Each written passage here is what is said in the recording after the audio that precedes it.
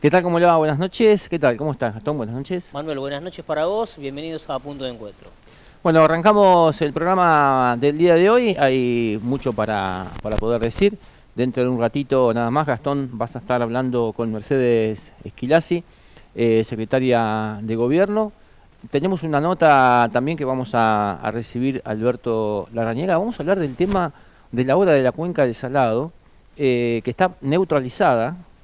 Vamos a ver qué es lo que dice Larrañaga con respecto a este tema. Él es el presidente del Consejo Asesor de la obra justamente de la cuenca del Salado. Una situación que, bueno, ha tomado también ribetes nacionales porque, bueno, los productores, las entidades que los agrupan, más la Unión Industrial Argentina, están muy preocupados por la neutralización de esta obra porque no se avanza y porque además están sus afluentes, ¿no? Nosotros tenemos problemas con el Vallimanco, hay problemas con el Saladillo y seguramente otras localidades vecinas tendrán también lo propio. Exactamente, bueno, por esta situación se han hecho varias asambleas, ¿no?, que también invitan a que los productores se acerquen, consulten, saber cómo va esta obra en este estadio en la actualidad. Pero bueno, vamos a charlar un poco con Alberto Larrañaga de todas estas cuestiones, porque también ellos se sienten con una responsabilidad frente a los productores de saber que esta es una obra. Lo vamos a charlar ahora con él, pero hemos leído que lleva más de 20 años, ¿no?, que está buscando poder encauzarse y poder avanzar, y esto ha digamos, pasado distintos gobiernos, ¿no?, tanto de la nación como de la provincia. Es una obra que se necesita y que bueno, el Consejo Asesor trabaja para que la misma continúe más allá de cuestiones que estén ligadas con la política partidaria o con la política de quienes estén los ejecutivos tanto de la provincia como de la nación. Bien, y además vamos a hablar de unos temas que han surgido ahora, que tienen que ver con la política nuestra de cada día. Pero bueno, estamos muy movilizados, muy rápidos. Vamos a hacer una pequeña pausita, un impasse ahí de presentación también del punto de encuentro del día de hoy. Y ya arrancamos con la primera entrevista porque ya está con nosotros Mercedes Esquilasi. Así que bueno, arrancás en un ratito, Gastón, después de esta pequeña pausa.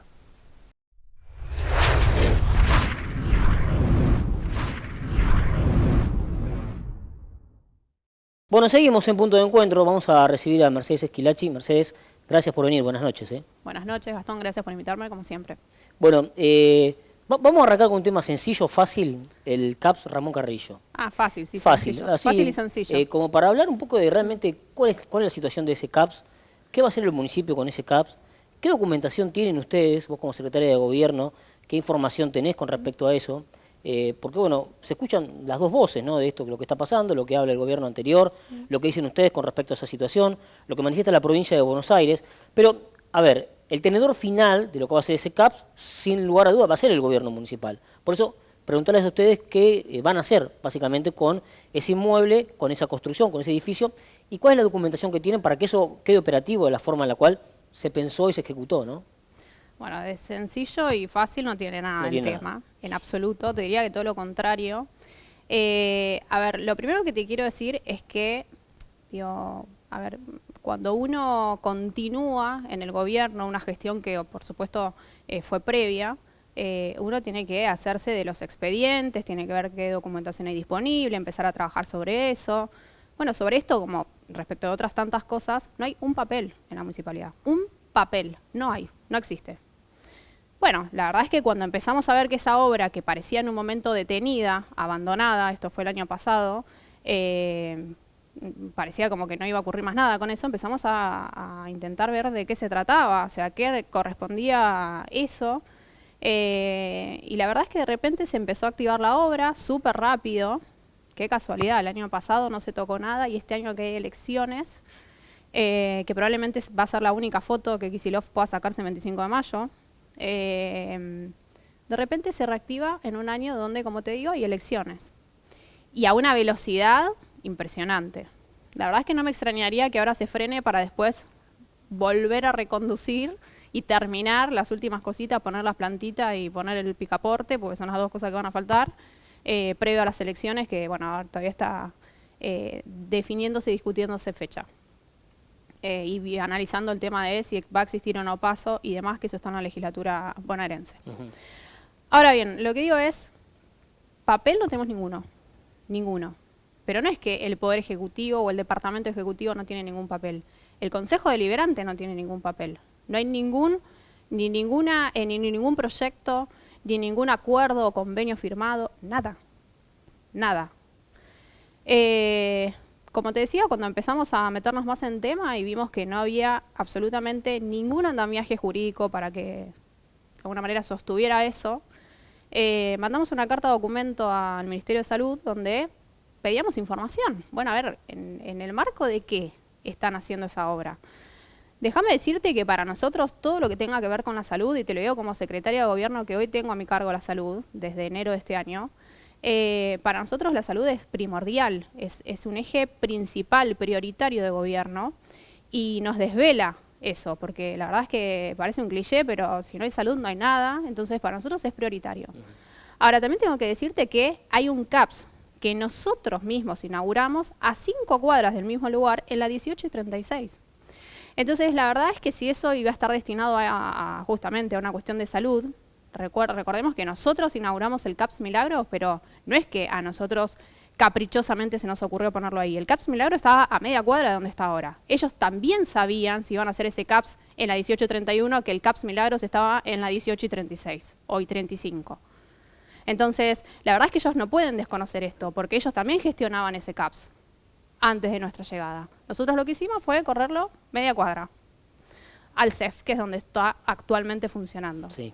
Entonces, yo lo primero que te digo es que esto demuestra la rapidez con la que han tomado decisiones, sin ningún tipo de miramiento, sin ningún tipo de análisis de dónde estaban parados o de efectivamente qué se necesitaba. La verdad es que si vos me preguntás, el Hospital Saturnino Unzué, que tiene una demanda impresionante todos los días y que la verdad es que tiene cierta complejidad, tiene también un edificio que está destruido. Entonces, si me preguntás, ese dinero habría sido mucho más eficiente usándolo en el Hospital Unzué o dotando al hospital de una aparatología de mayor complejidad. Y después surgen todas las dudas respecto de, bueno, a ver, ¿quién definió? O sea, ¿quiénes son los gobernadores que no están en el gobernador o los funcionarios que no están en territorio para definir qué se necesita en ese lugar? ¿Quién se los dijo? ¿Quién les dijo qué se necesitaba en la 1831? Te repito, había un CAPS hacía 2 años atrás en la 18 y 35, a 4 cuadras. ¿Era necesario tener otro CAPS a 4 cuadras? Yo creo que este trabajo o esta gestión improvisada que ha tenido el gobierno anterior y viste, ir como a los ponchazos, ¿viste? Iban para un lado, de repente se arrepentían, iban para el otro, cero previsibilidad, cero planificación, ha llevado a hacer cosas como esta que no tienen lógica. Ahora bien, nosotros en esta carta documento le manifestábamos al ministro que, bueno, toda vez que no tenemos datos y no entendemos en carácter de qué la municipalidad estaba teniendo un inmueble que es municipal, y esto es importantísimo marcarlo, el inmueble, el lugar, el lote sobre el cual plantaron ese edificio es municipal. Al no tener datos, la verdad es que pedíamos que devolvieran la obra porque no había nada firmado, no había un convenio firmado, no había nada que sostuviera eso. Y la verdad es que cuando te pones a analizar y, por ejemplo, te dicen que los empleados, no los médicos, que los empleados va a haber 2, que los paga provincia y que ellos deciden quiénes son, a mí, perdón, pero a mí me parece que están creando una nueva casa de la provincia con otro fin, pero una nueva casa de la provincia que termina siendo reducto político del kirchnerismo. Porque ¿quiénes son esas 2 personas? ¿A quién van a elegir? ¿A quiénes? El hecho de que la provincia pague esos 2 empleados establece que nosotros como municipio no podamos definir quién, ni cuándo se termina el contrato de esa persona, ni cuándo arranca, ni nada. No tenemos facultad de decir nada sobre eso. ¿Y quiénes van a ser? ¿Los secuaces del intendente Relinqueo? ¿Esos van a ser? ¿La segunda o tercera línea de Relinqueo? ¿Qué van a ir a hacer ahí? ¿Política? La verdad es que tengo un montón de dudas respecto de qué es lo que quieren hacer ahí. O no tengo dudas. Yo cuando empezamos a ver que la obra iba tan rápido y que de alguna manera faltaba poco para terminarla, lo primero que pasó por mi cabeza es, esto es una nueva casa de la provincia. Es una nueva casa de la provincia, es un nuevo lugar para que metan a empleados del kirchnerismo a hacer política. Por supuesto, yo no digo eso ni respecto de los médicos, ni respecto de los profesionales, ni respecto de los empleados administrativos o mucamas que pueda tener el lugar. Yo no estoy diciendo eso. Eso va a ser gente que va a tener que salir de determinados lugares, del Hospital Unzué, de quizás de Valdés, no sé, de determinados lugares. Ahora, ¿se entiende esa lógica de trabajo en conjunto? ¿La entienden ustedes o no? ¿En conjunto con quién? Y sí, porque si el aporte de los profesionales, del servicio de mucama, del servicio doméstico, del servicio de limpieza, lo tiene que aportar el Estado municipal y quienes van a dirigir o quienes van a estar en cargo por ahí, que tengan que ser quienes están conduciendo ese lugar, los va a nombrar de la provincia de Buenos Aires, digo, ¿cómo entienden la lógica del funcionamiento? No tiene lógica. La única lógica que tiene es que esto es política. Entonces no vengan con la zaraza al vecino de esta es una obra por la salud. La verdad es que 8 años fundieron la salud, durante 8 años fundieron el sistema de salud y a propósito del partido 25 de mayo. Entonces ahora no se vengan a hacer que la salud les importa, porque no les importó nunca. Entonces tampoco les importa ahora. O sea que la salud no les importa cuando son gobierno, pero les importa cuando están afuera. Es una cosa ridícula. Esto solamente obedece a que es un intento de generar política en el territorio. Ahora, ustedes, según lo que dijo la viceministra acá en Punto de Encuentro, hace 2 martes atrás, el tenedor final de la obra es la municipalidad. Ella lo dijo claramente, digo, nosotros vamos a hacer el acto y el edificio se lo entregamos al municipio de 25 de mayo para que el municipio de 25 de mayo tome las decisiones que tenga que tomar con respecto al funcionamiento de ese municipio, de ese CAPS. ¿Ustedes qué van a hacer con respecto a esa tenencia de ese lugar? ¿La van a aceptar, la van a recibir, la van a receptar, no? Un uso responsable vamos a hacer, como corresponde. Un uso responsable que beneficie a los vecinos. No vamos a hacer política. A ver, yo te lo dije en algún momento, en alguna nota de todas las que hemos hecho este tiempo, creo que ustedes me preguntaban como, bueno, y la campaña, cómo pensar la campaña del año que viene. La verdad es que para nosotros la campaña es la gestión. Entonces, si me preguntás qué uso le vamos a dar, un uso eficiente, un uso lógico y un uso razonable, y la tenencia va a ser en los mismos términos. Lo que pasa es que, digo, yo creo que, como te digo, la intención era al 100% que eso fuera un lugar para hacer política. Pero como surgió todo esto, y nosotros de repente les decimos, che, mirá que acá no hay ningún papel, y el que tenías antes como intendente no dejó nada escrito ni firmado. ¿En qué calidad tenés el lugar? ¿En qué calidad? ¿En carácter de qué? Entonces, como vieron que nosotros vimos que no había nada y entendieron que el procedimiento no se llevó a cabo, porque como te digo, el Consejo Deliberante tampoco ha tratado este tema, y no se ha tratado de ninguna manera la habilitación para que la provincia hiciera esto, claro, se dieron cuenta que estaban en jaque. Entonces dijeron, bueno, pará, entonces, ¿qué hacemos? Bueno, entonces le damos la tenencia al municipio. Ah, bueno, pero los empleados son nuestros, los empleados administrativos. ¿Y eso en dónde está escrito? La verdad es que en ningún lado, qué sé yo, por lo menos no me consta, como te digo, no hay ningún papel.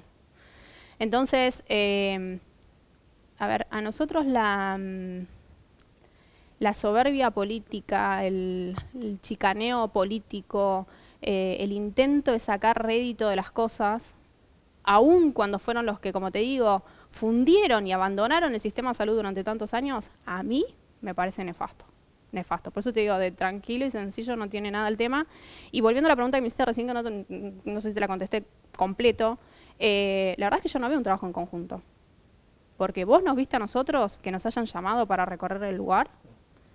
No, vino la provincia y recorrieron con concejales del peronismo y el otro día salió el ex intendente Relinqueo haciendo una nota ahí adentro.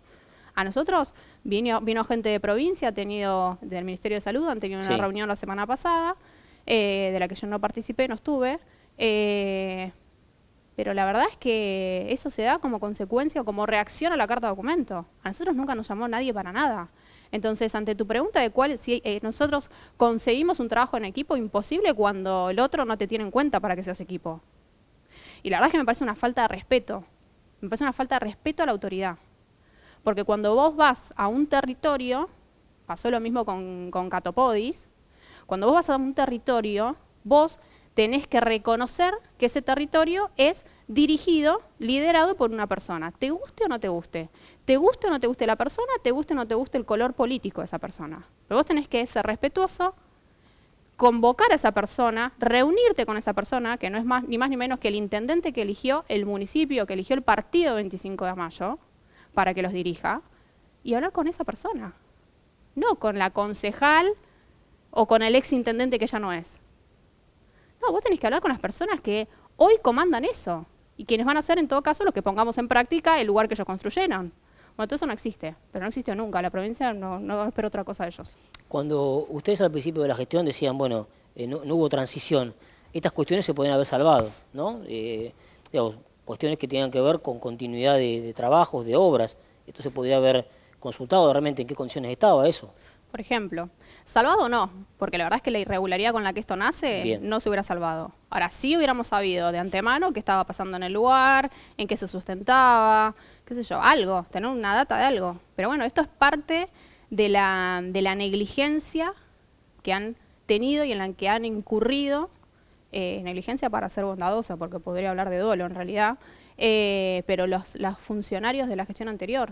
¿Esto califica igual para cuestiones que también se hablan, o sea, hablaron, nosotros la semana pasada se lo consultábamos a Galdós Carrillo, porque el intendente planteaba acá la posibilidad de entrega de escrituras que están trabadas, que no se pueden hacer, cuestiones que están resueltas todavía con el barrio Adida, digo, todas cuestiones que por ahí, que con una transición que se hubiesen dado, se hubiesen ordenado, administrativamente hablo, ¿no? Son cuestiones que también se podrían haber, las inicia una gestión, las tiene que seguir otra, como ha pasado con el club, que es una gestión que se inició, la termina el gobierno de ustedes. Digo, esa transición son cuestiones para charlar estas cuestiones, ¿no? Que tienen que ver con políticas de Estado, más allá de políticas públicas partidarias, ¿no? Sí, pero bueno, la verdad es que como en lo mismo que te contesté respecto a la provincia, cuando del otro lado no se quiere y no hay voluntad, es imposible. Cuando uno no quiere, dos no pueden.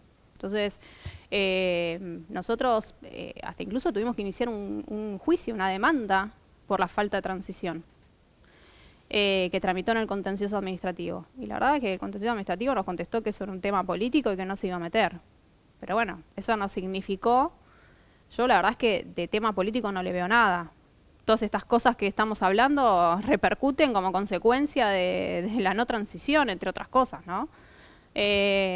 Pero digo, sanear las irregularidades, la transición no las iba a sanear, pero sí hubiéramos tenido conocimiento respecto de cosas que nos llevó un tiempo entender y entender de dónde venían y de dónde salían. Y por sobre todas las cosas entender cuál es el trasfondo, cuál era la intención real respecto de eso. Y yo estoy segura que la intención real no es la salud.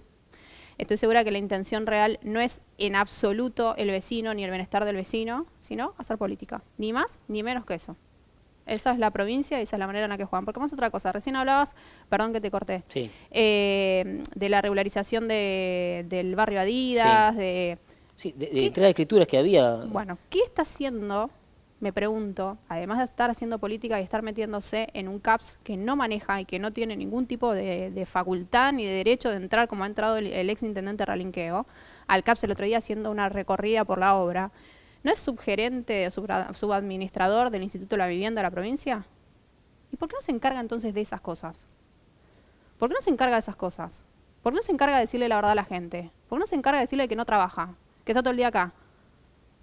Está todo el día acá su auto, estacionado. Acá, digo, la unidad básica del peronismo, del PJ.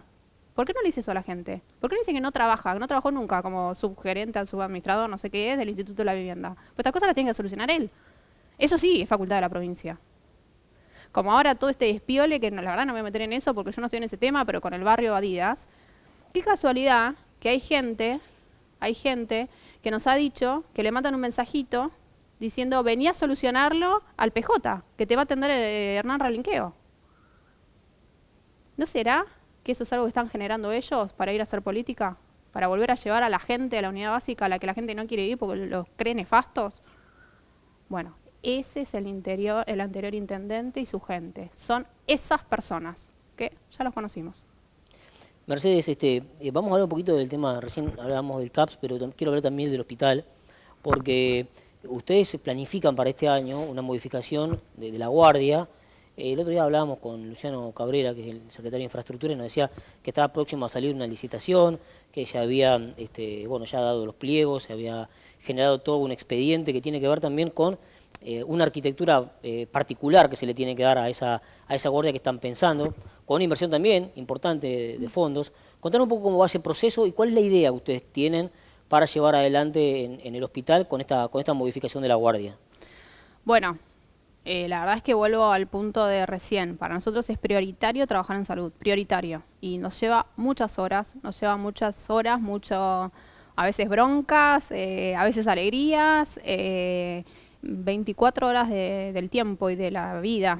Pero la verdad es que a mí por lo menos, que como te decía recién, tengo la salud a mi cargo, me encanta. O sea, yo nunca había gestionado en salud y descubrí que me encanta, me encanta.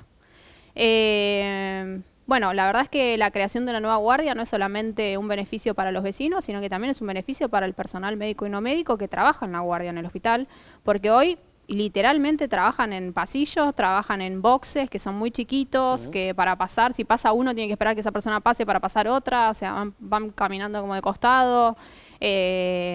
Digo, es lo que tenemos y es lo que hemos heredado, pero bueno, yo lo he dicho varias veces, la verdad es que si nuestro paso por el gobierno de la Municipalidad 25 de Mayo implica que dejemos las cosas tal como estaban antes, entonces no habrá valido la pena, no habrá servido para nada.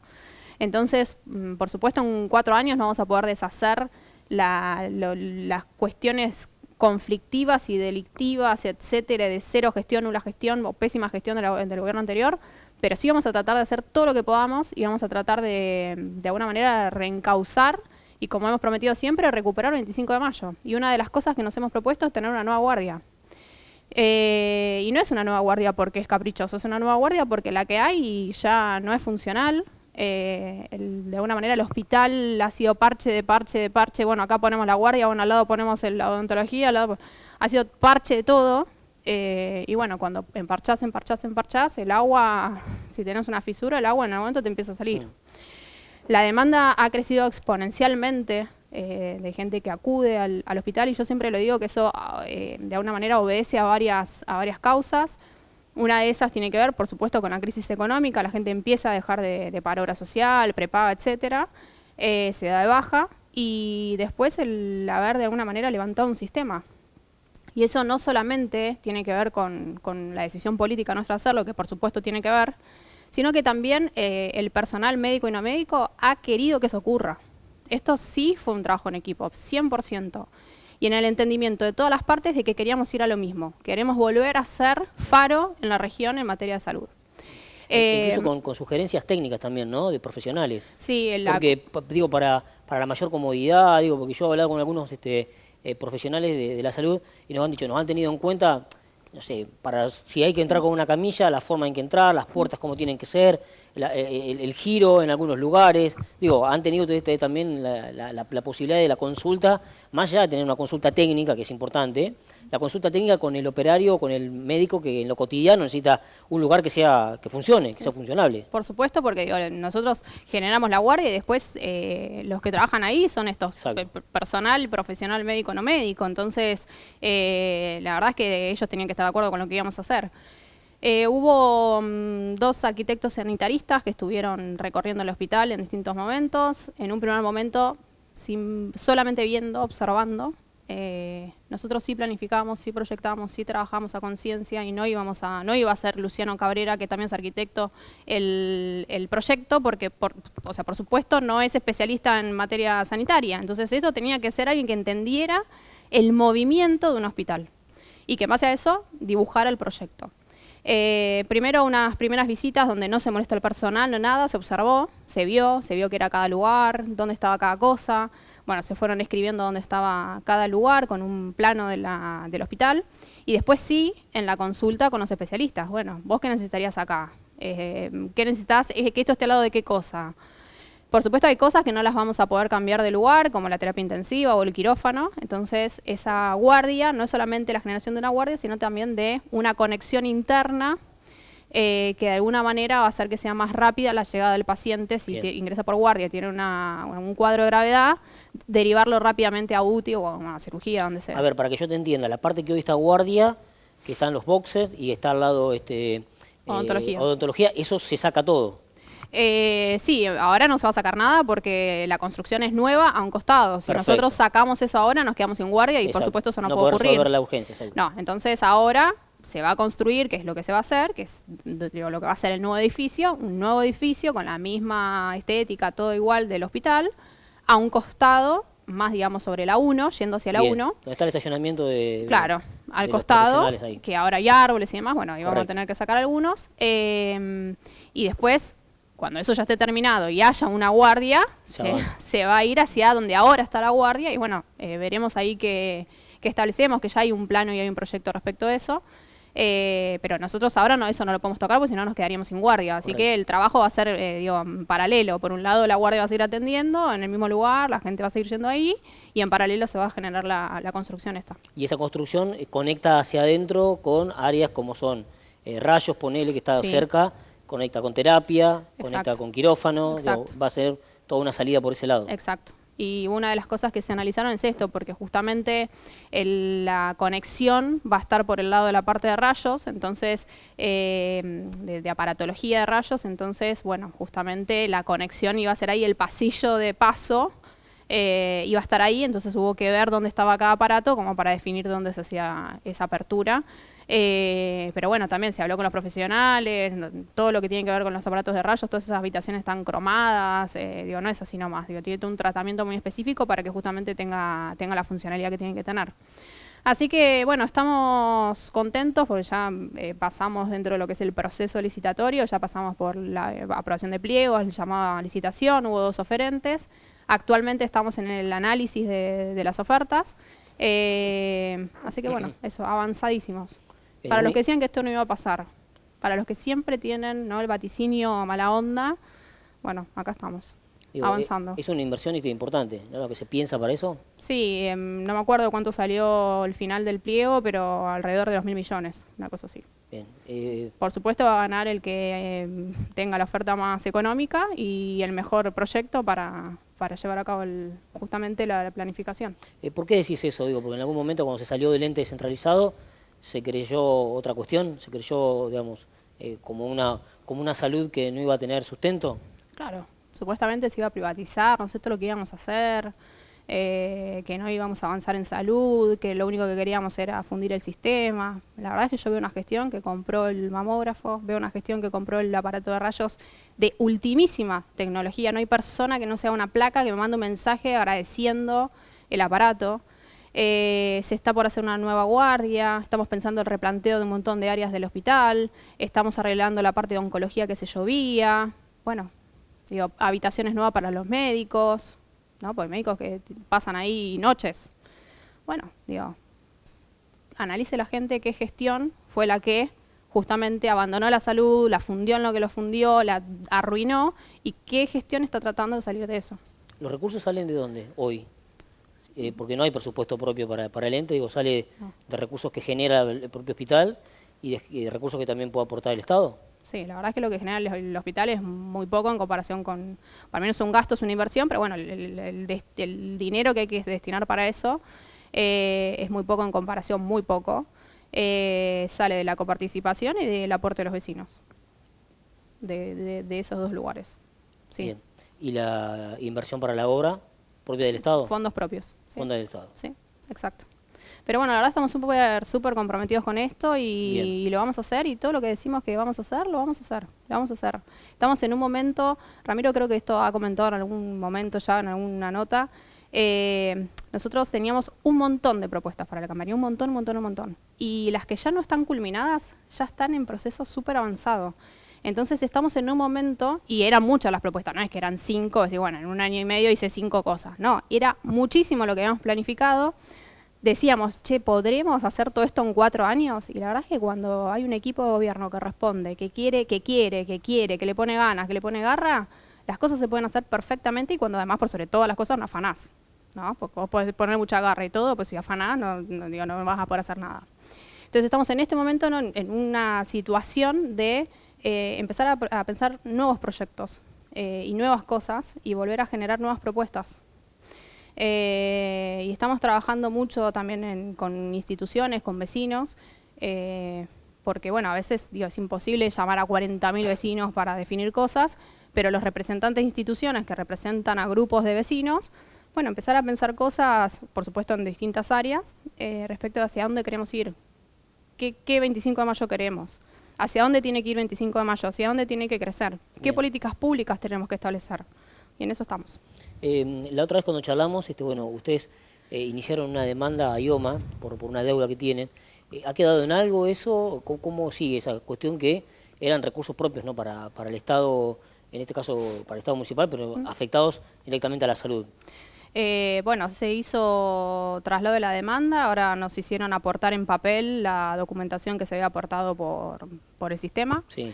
La verdad es que yo no lo llevo yo específicamente, pero bueno, te digo, estoy en tema respecto de cómo estamos en el trámite. Se corrió traslado de la demanda, así que bueno, ahora tendrá que contestar la provincia o IOMA, no sé, digo, si contestan ellos directamente o si contesta Procuración, no sé, o Fiscalía de Estado, no sé.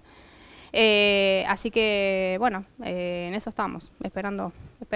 Igualmente, ¿el servicio de idioma está vigente en el hospital? ¿Siguen atendiendo por la obra social? Sí, por supuesto. Sí. Nosotros no vamos a hacer abandono de persona. Nosotros no somos los que se fueron. Nosotros, si viene una persona que tiene idioma, se carga su credencial exactamente igual que antes y nada, solo que sabemos que va a un fondo que, nada, cae a saco roto, ¿viste? Pero bueno, nada, no importa. Nosotros vamos a seguir dándole la misma atención a todo el mundo, a todo el mundo. Y tenemos una gran cantidad de atención de paciente social, digamos, por decirlo de una manera, sin cobertura. Y nada, y lo hacemos y lo vamos a seguir haciendo exactamente como lo hicimos siempre. Por eso cuando vos recién me preguntabas, bueno, sí, esto tiene que ver con los dichos de los malos de siempre, pues eso es maldad, no tiene otra explicación, maldad. Así que sí, viene una persona de idioma, se la atiende exactamente igual que cualquier otra persona, se completa con sus datos de la credencial, pero bueno, nada, va al mismo lugar, a la nada. Así que no recuperamos, pero bueno. Están evaluándose hoy lo que va a ser la rendición de cuentas del intendente. En algún momento lo hemos charlado esto. Digo, ¿cuál es la expectativa que tienen ustedes con esta situación? Porque es la primera vez que el Consejo Deliberante va a abordar los números de la gestión del intendente Ehuen y, bueno, también sacar conclusiones y hacer una exposición pública, tanto el oficialismo como la oposición. ¿Cómo analizan que va a ser esa sesión que se va a hacer dentro de muy poquito? Mira, la verdad es que eso es algo que le corresponde al deliberativo. Las puertas de la municipalidad están abiertas hace ya un mes para que, además de tener el RAFAM en sus computadoras, están abiertas. ¿Ese dejó de ser un tema de discusión? Eso dejó, fíjate que nadie más dijo nada, eso dejó de ser un tema de discusión. Tenían el RAFAM, lo que pasa es que, bueno, vamos a ser sinceros, no lo saben usar, que es otra cosa. Yo tampoco lo sé usar, pero no es mi rol. Digo, yo no estoy metida en el RAFAM todo el día. Para eso está el contador, el jefe de compras, el tesorero.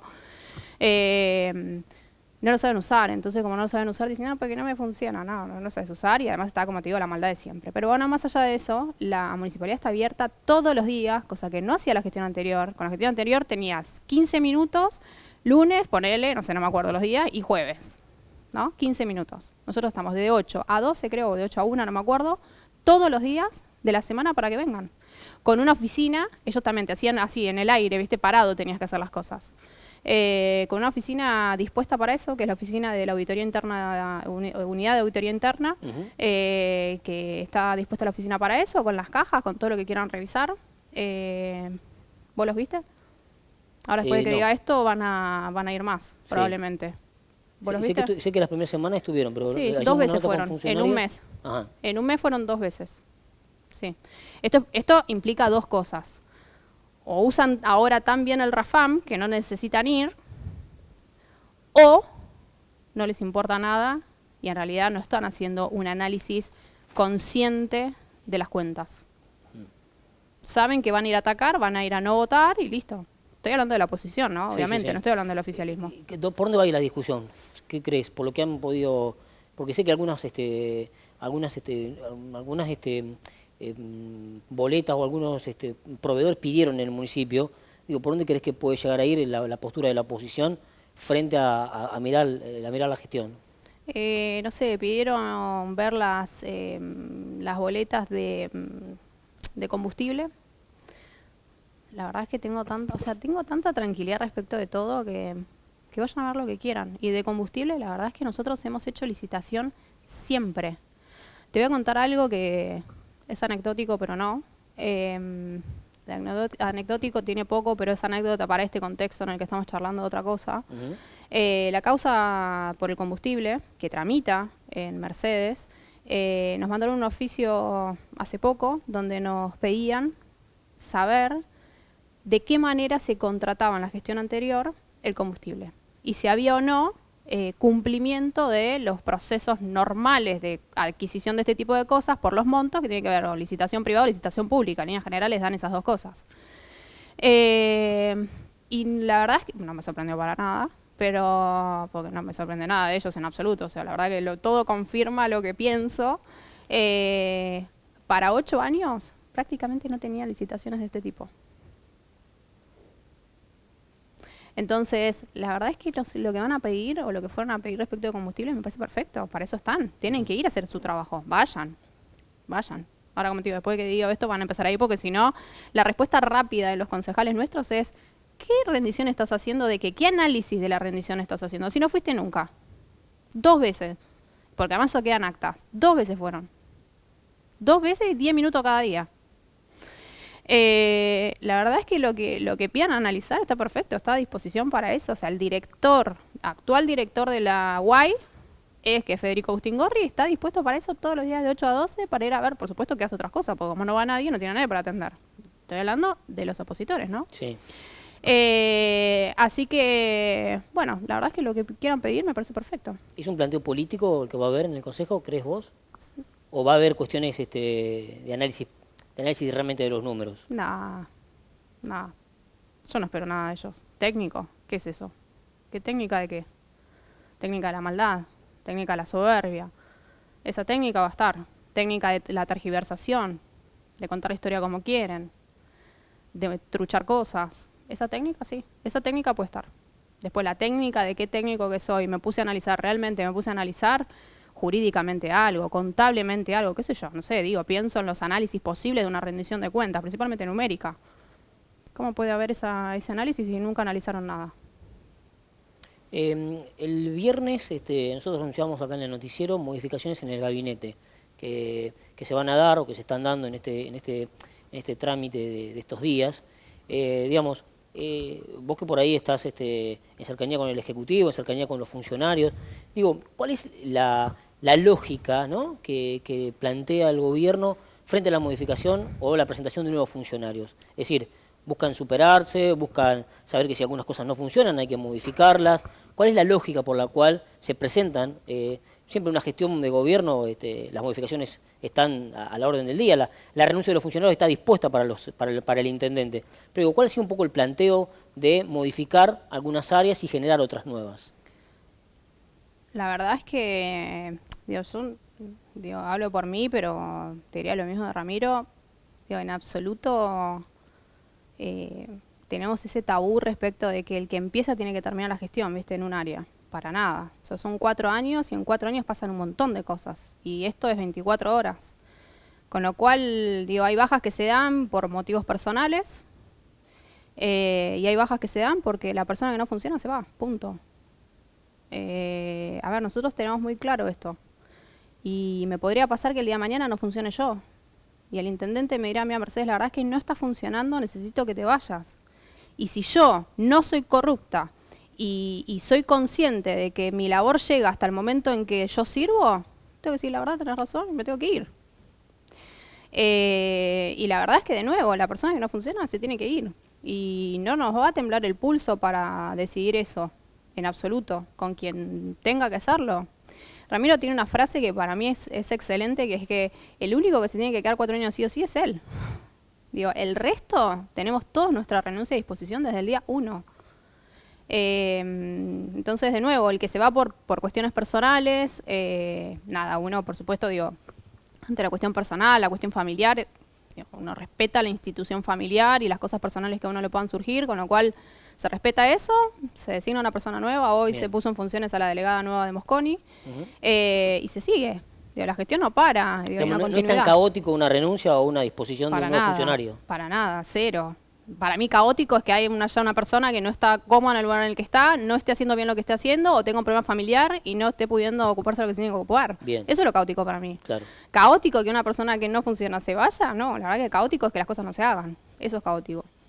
Y nosotros no vamos de alguna manera, a sumergir al pueblo veinticinqueño a un funcionario que no funciona o a una persona que, de nuevo, tiene un tema familiar y que se tiene que ir. De nuevo, la continuidad del gobierno exige que cuando algo no va y cuando se tiene que ir, se tiene que ir.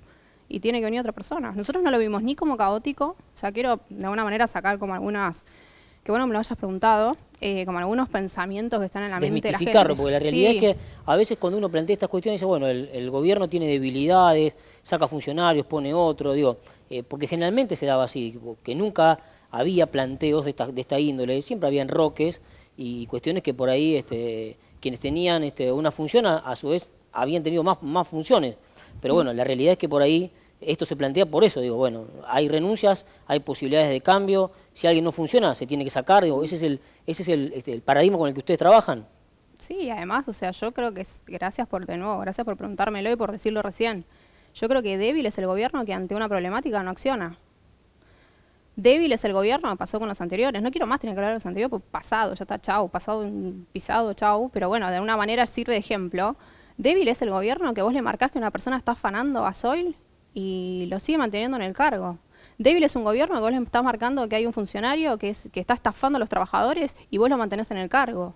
Débil es el funcionario, o en su caso el intendente, que vos le marcás que una persona no cumple su función o tiene duplicidad de funciones y no está cumpliendo con su cargo y mantiene a la gente. Y hasta incluso, como vos mismo lo decías recién, a veces hasta los ascendían. Yo lo veo como una fortaleza. Veo como una fortaleza que un intendente diga, no está funcionando, flaco o flaca, te vas, chau. O una persona venga, que nos ha pasado también, hay gente que nos ha planteado cuestiones personales, mira, la verdad es que no estoy pasando un buen momento, me está pasando esto en lo personal, y bueno, y son cosas que pasan en la vida. A ver, 4 años, y más en la gestión pública, es mucho tiempo, es como los años del perro, multiplicándolo por 7, no son 4, son 28. Entonces, la verdad es que a mí no me, digo, no, para nada, me parece que es una fortaleza poder decir y poder tomar decisiones. Y te voy a decir una cosa, a nosotros no nos marca la agenda, ni ningún troll, ni ninguna página trucha, Facebook trucho. Nosotros lo vemos como una fortaleza que si una persona se tiene que ir, se tiene que ir. Y que el gobierno continúa. ¿No están pendientes de esa situación que acabas de mencionar? Digo, de las páginas, de los trolls, Para nada, de los cero. comentarios. Cero. Pero ¿sabes qué pasa? Que lamentablemente existe esto que tengo acá en mi Sí. teléfono y te hacen captura y te mandan. Cero, Bien. cero, cero. Para lo único que estoy atenta es para seguir impulsando la causa penal. Porque voy a hacer justicia, más tarde o más temprano. Soy capricorniana, voy, me puede llevar un día, 50 años, no me importa. Yo voy a conseguir justicia. Sí, que sigan, porque me sirve un montón que sigan y hagan todo lo que hacen, porque cada vez va a ser peor la sanción que tengan. Para nada, no, o sea, estar pendiente no, pero cuando me hacen captura y me mandan, che, mirá que están poniendo tal cosa, listo, gracias, yo agradezco, muchas gracias, hago un escrito, presento en Mercedes. Así de sencillo. Te quiero preguntar por el impulso de el Ateneo Raúl Alfonsín, porque, digamos, cuál es un poco la lógica de eso y cuál es la cuestión de nutrir ese espacio político con radicales o con gente que tenga que sea filo radical. ¿Cuál ha sido un poco el objetivo, ¿no? de esa constitución, de ese espacio, de ese lugar de pensamiento, de debate, de cuestionamiento también? Y en algún momento, por lo que hablamos con algunos que estuvieron presentes, de impulso de lo que puede llegar a ser nuevos programas o nuevos desafíos hacia adelante para el gobierno de Ehuen. Los impulsos de alguna manera fueron 2. Uno tiene que ver con que venía mucho militante radical, mucho filo radical, o incluso afiliados radicales que me decían, che, estoy afiliado o afiliado a un partido que se la pasa haciendo cada reunión tras reunión, ellos se reúnen los lunes cada 15 días. Sí. El lunes que no hay Consejo Deliberante se reúne el Bueno, exacto. comité. Y ahora va a ser también la del Ateneo, así que cada 15 días vamos de alguna manera a compartir día y hora. En otro lugar, pues no nos abrieron las puertas. Pero yo va a ser itinerante, no tengo ningún problema. Uno de esos motivos fue el impulso de, che, un montón de radicales diciéndome, o viniendo a traerme el tema, que es, iba a las reuniones de comité y todo se reducía a una pelea entre 2 o 3. Bueno, una pelea no, en realidad no era una pelea, era el estar de acuerdo de 2 o 3 que se hablaban criticando al gobierno. Y el resto, nada, mirando y como diciendo, bueno, ¿cuándo terminan estos dos? ¿Viste? Como, ¿cuánto falta para que terminen de hablar? Y eso ha significado que de alguna manera se expulse a mucha gente. Hace poco una persona me habló con una metáfora y me pareció increíble. Me pareció increíble. Y es que un radical sentía que en la puerta del comité había una especie de cerco perimetral eléctrico y que cuando vos querías pasar te pegaba la patada, entonces te echaba, ¿viste? Bueno, por supuesto es una metáfora, Sí. pero de alguna manera, digo, las personas que se atribuyen, que no tienen, porque se atribuyen facultades de conducción, y que son las que participan siempre y son las que terminan hablando en estos encuentros que se hacen, expulsan a la gente.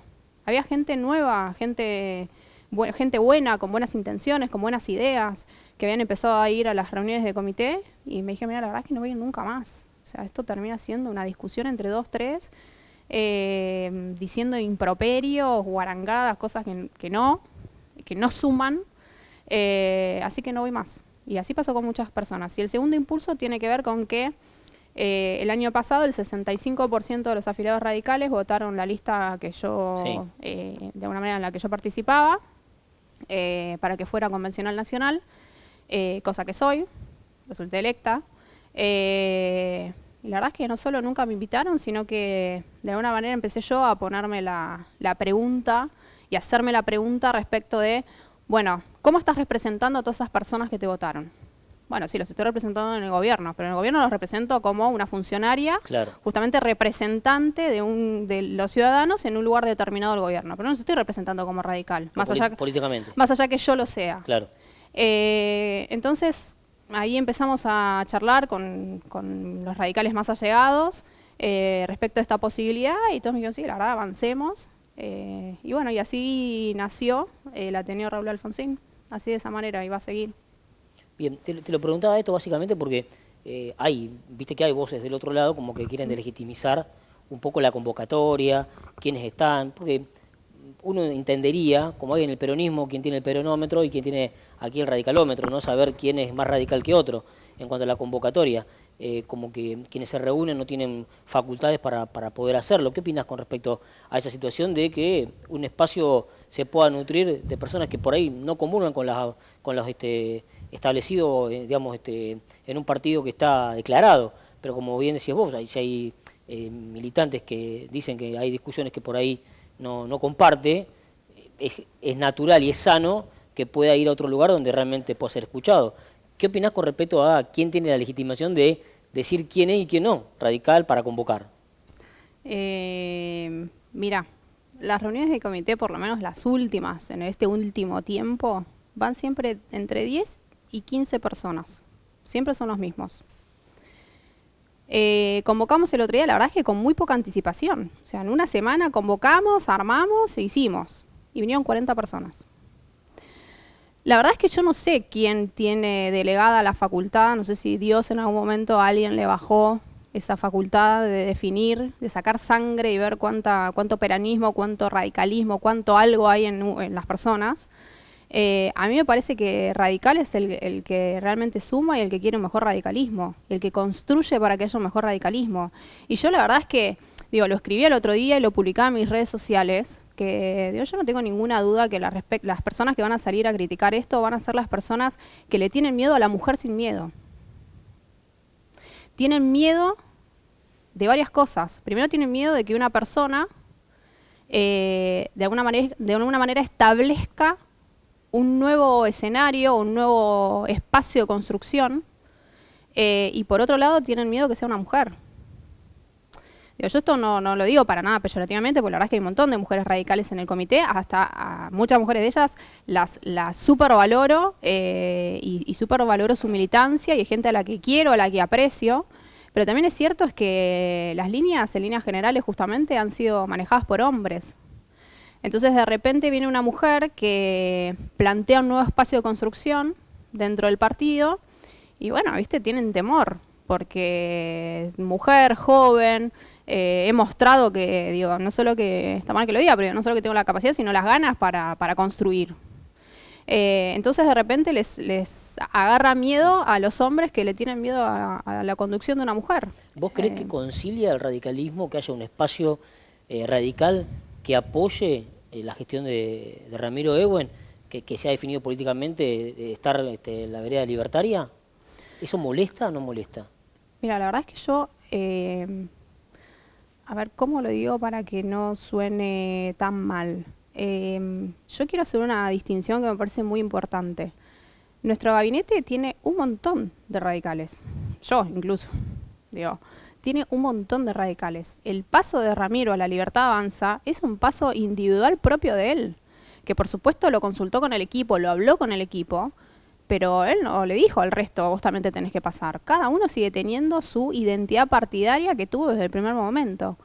Y yo no veo que el radicalismo, digo, yo no lo veo así como que el radicalismo tenga un malestar con los radicales del gobierno. Yo creo que hay 2 o 3 radicales a quienes de alguna manera hemos tocado sus intereses. Después podemos discutir si son intereses que eran válidos o no, espurios o no, turbios o no, transparentes o no, y que están molestos con eso.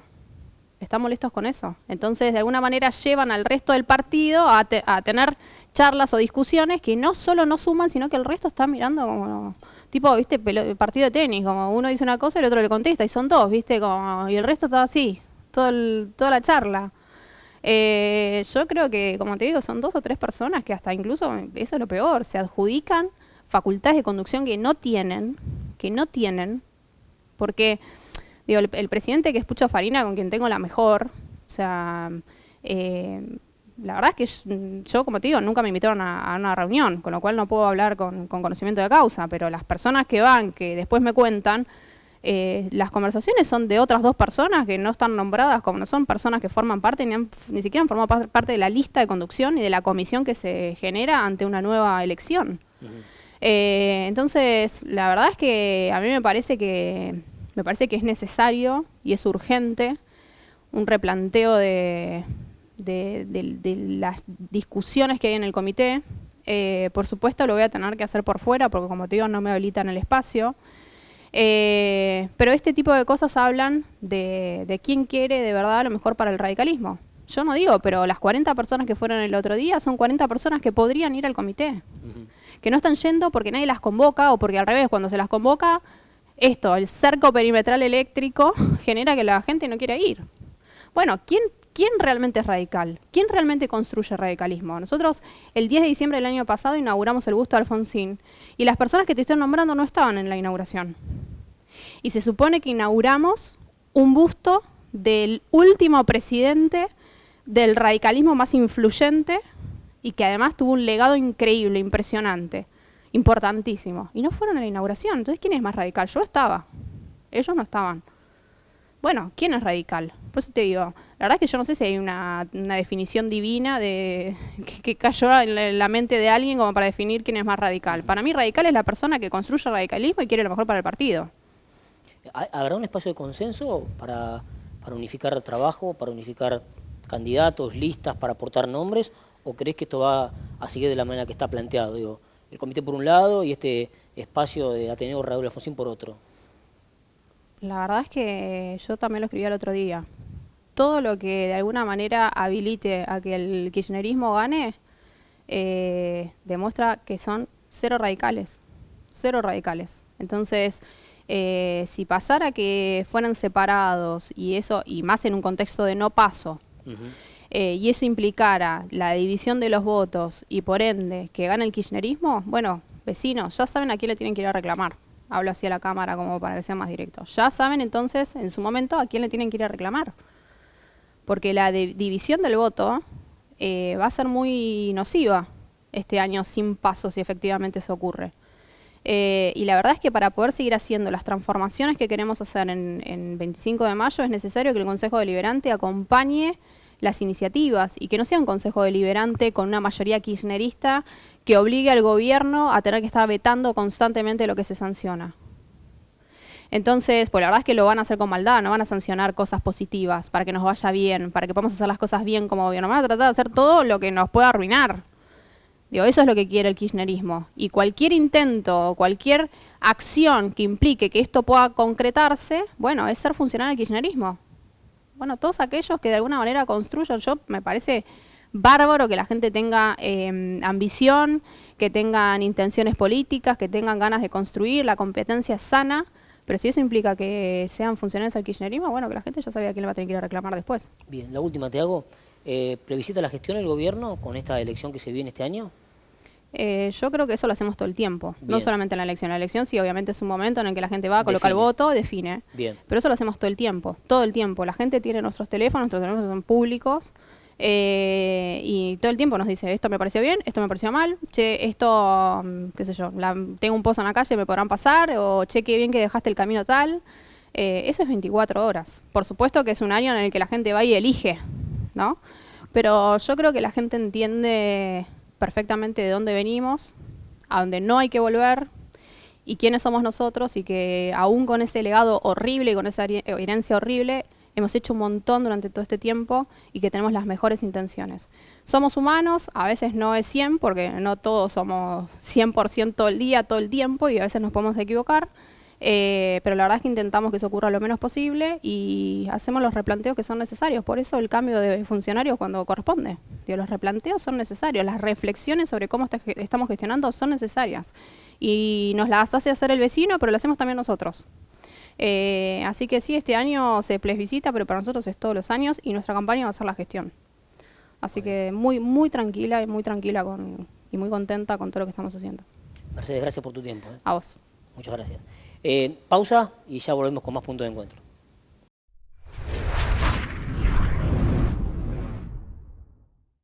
Bueno, seguimos en punto de encuentro. Ya me reintegro, Gastón, al piso para la siguiente nota. Bueno, vamos a recibir a Alberto Larrañaga. Alberto, buenas noches, ¿cómo estás? ¿Qué tal? Buenas noches, ¿cómo les va? Muchas gracias por haber venido. No, gracias por la invitación. Bueno, Alberto, el tema que nos ocupa hoy tiene que ver con la cuenca del Salado. Bueno, ha habido reuniones, vos estás en el Consejo Asesor de la Cuenca. Contanos un poco, en principio, los trabajos que están haciendo, del porqué de esta representación, y también vamos a hacer un poco de historia, ¿no? Porque la verdad que si bien ahora todo esto se está moviendo, viene desde hace rato. Bien, 20 años de historia del Plan Maestro del Salado. Nosotros integramos el Consejo Asesor del Plan Maestro del Salado. Lo integramos las entidades representativas del agro y también de la Unión Industrial Argentina. Estamos CARVAP, yo represento a CARVAP, está la Federación Agraria Argentina, está la Sociedad Rural Argentina, está CONINAGRO y también, como decía, la Unión Industrial Argentina. Somos 5 entidades. Yo represento a CARVAP. Bueno, por estas cosas de la vida me ha tocado ser el presidente del Consejo, ejerzo la titularidad con todas las responsabilidades y cargas que ello implica. Así que bueno, en este sentido venimos trabajando bastante, entiendo que así es, que venimos cumpliendo como corresponde nuestra función, y bueno, en los últimos tiempos hemos tenido que salir a tener algún tipo de trascendencia mediática que no es nuestra intención, porque nuestra función es otra, nuestra función es la de gestionar, es la de articular, es la de promover la realización de las obras, pero bueno, por distintas razones o por razones en tal caso que tienen que ver con el incumplimiento o con la paralización de las obras, hemos tenido que salir a la palestra mediática y bueno, con algunas repercusiones que en algún caso nos sorprendieron, porque bueno, esto ha sido noticia en medios nacionales y demás, pero sabíamos que esto podía llegar a ocurrir así, y así se lo advertimos a los propios funcionarios nacionales cuando nosotros justamente fuimos a alertar a distintos organismos, distintos estamentos del gobierno nacional acerca de la gravedad que esta situación que veíamos venir podía conllevar. El tema de la cuenca que en su momento surge, ¿no?, cuando se empieza a hablar sobre este tipo de obras, por la magnitud de los fenómenos meteorológicos, ¿no?, de la parte de inundaciones, como sí también de seca. Después esto como que se empezó a incrementar, se modificó de alguna manera con inundaciones inclusive un poco más graves, y se arrancó la obra, ¿no? Una obra que, bueno, vos mencionabas recién, tiene 20 años, aquí en 25 de mayo nos toca esta zona 4, y con una suspensión, ¿no?, por parte de la empresa, de la UTE, que estaba a cargo, un cese, tiene otro nombre en realidad. Neutralización. Una neutralización que claro, seguramente que, fue lo que también les ha preocupado. Bien, a ver, en realidad, y para el público que nos está viendo, en verdad, uno debería tener por ahí a disposición quizás un mapa. Uno debería apelar a que en tal caso que el televidente imaginara un mapa como para entender esta obra de qué se trata. Unas obras que comenzaron en 2003-2004 con unas obras de retención hídrica, y eso es muy importante señalarlo, con una obra de retención y regulación en la zona de las lagunas de Junín, en Mar Chiquita, en la laguna de Gómez, el Carpincho. Hay unas obras muy importantes con compuertas y de vertederos y demás. Bueno, y luego comenzó el dragado del salado para la ampliación de la capacidad del cauce. Por un lado la retención, la regulación de obras, de aguas arriba, y por otra parte el dragado para mejorar el flujo hídrico.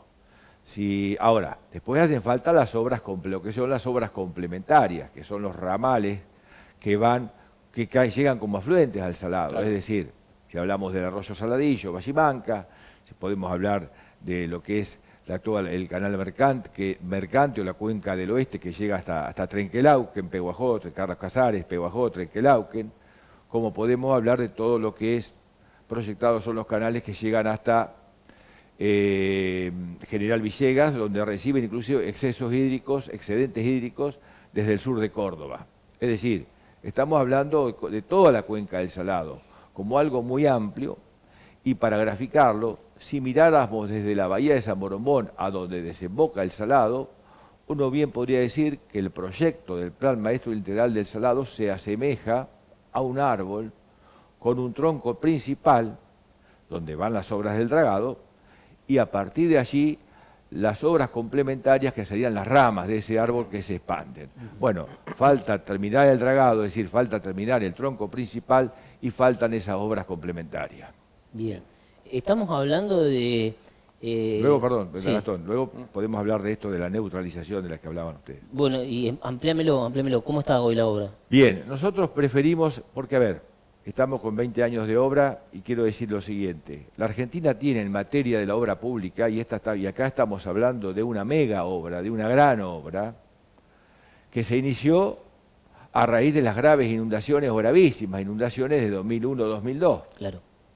Entonces, a raíz de eso, aunque ya se venía pensando, luego eso aceleró los tiempos para que estas obras pudieran iniciarse luego en 2003-2004. Con la creación del Fondo Hídrico Nacional de por medio, que es un fondo hídrico que se alimenta de unas pequeñas alícuotas que se abonan, que tributan todos los argentinos con las cargas de combustible. Ahora, y que luego se distribuye de forma federal, pero lógicamente hay una parte que debe corresponder a la provincia de Buenos Aires. Bueno, esto es una cuestión de administración del gobierno nacional.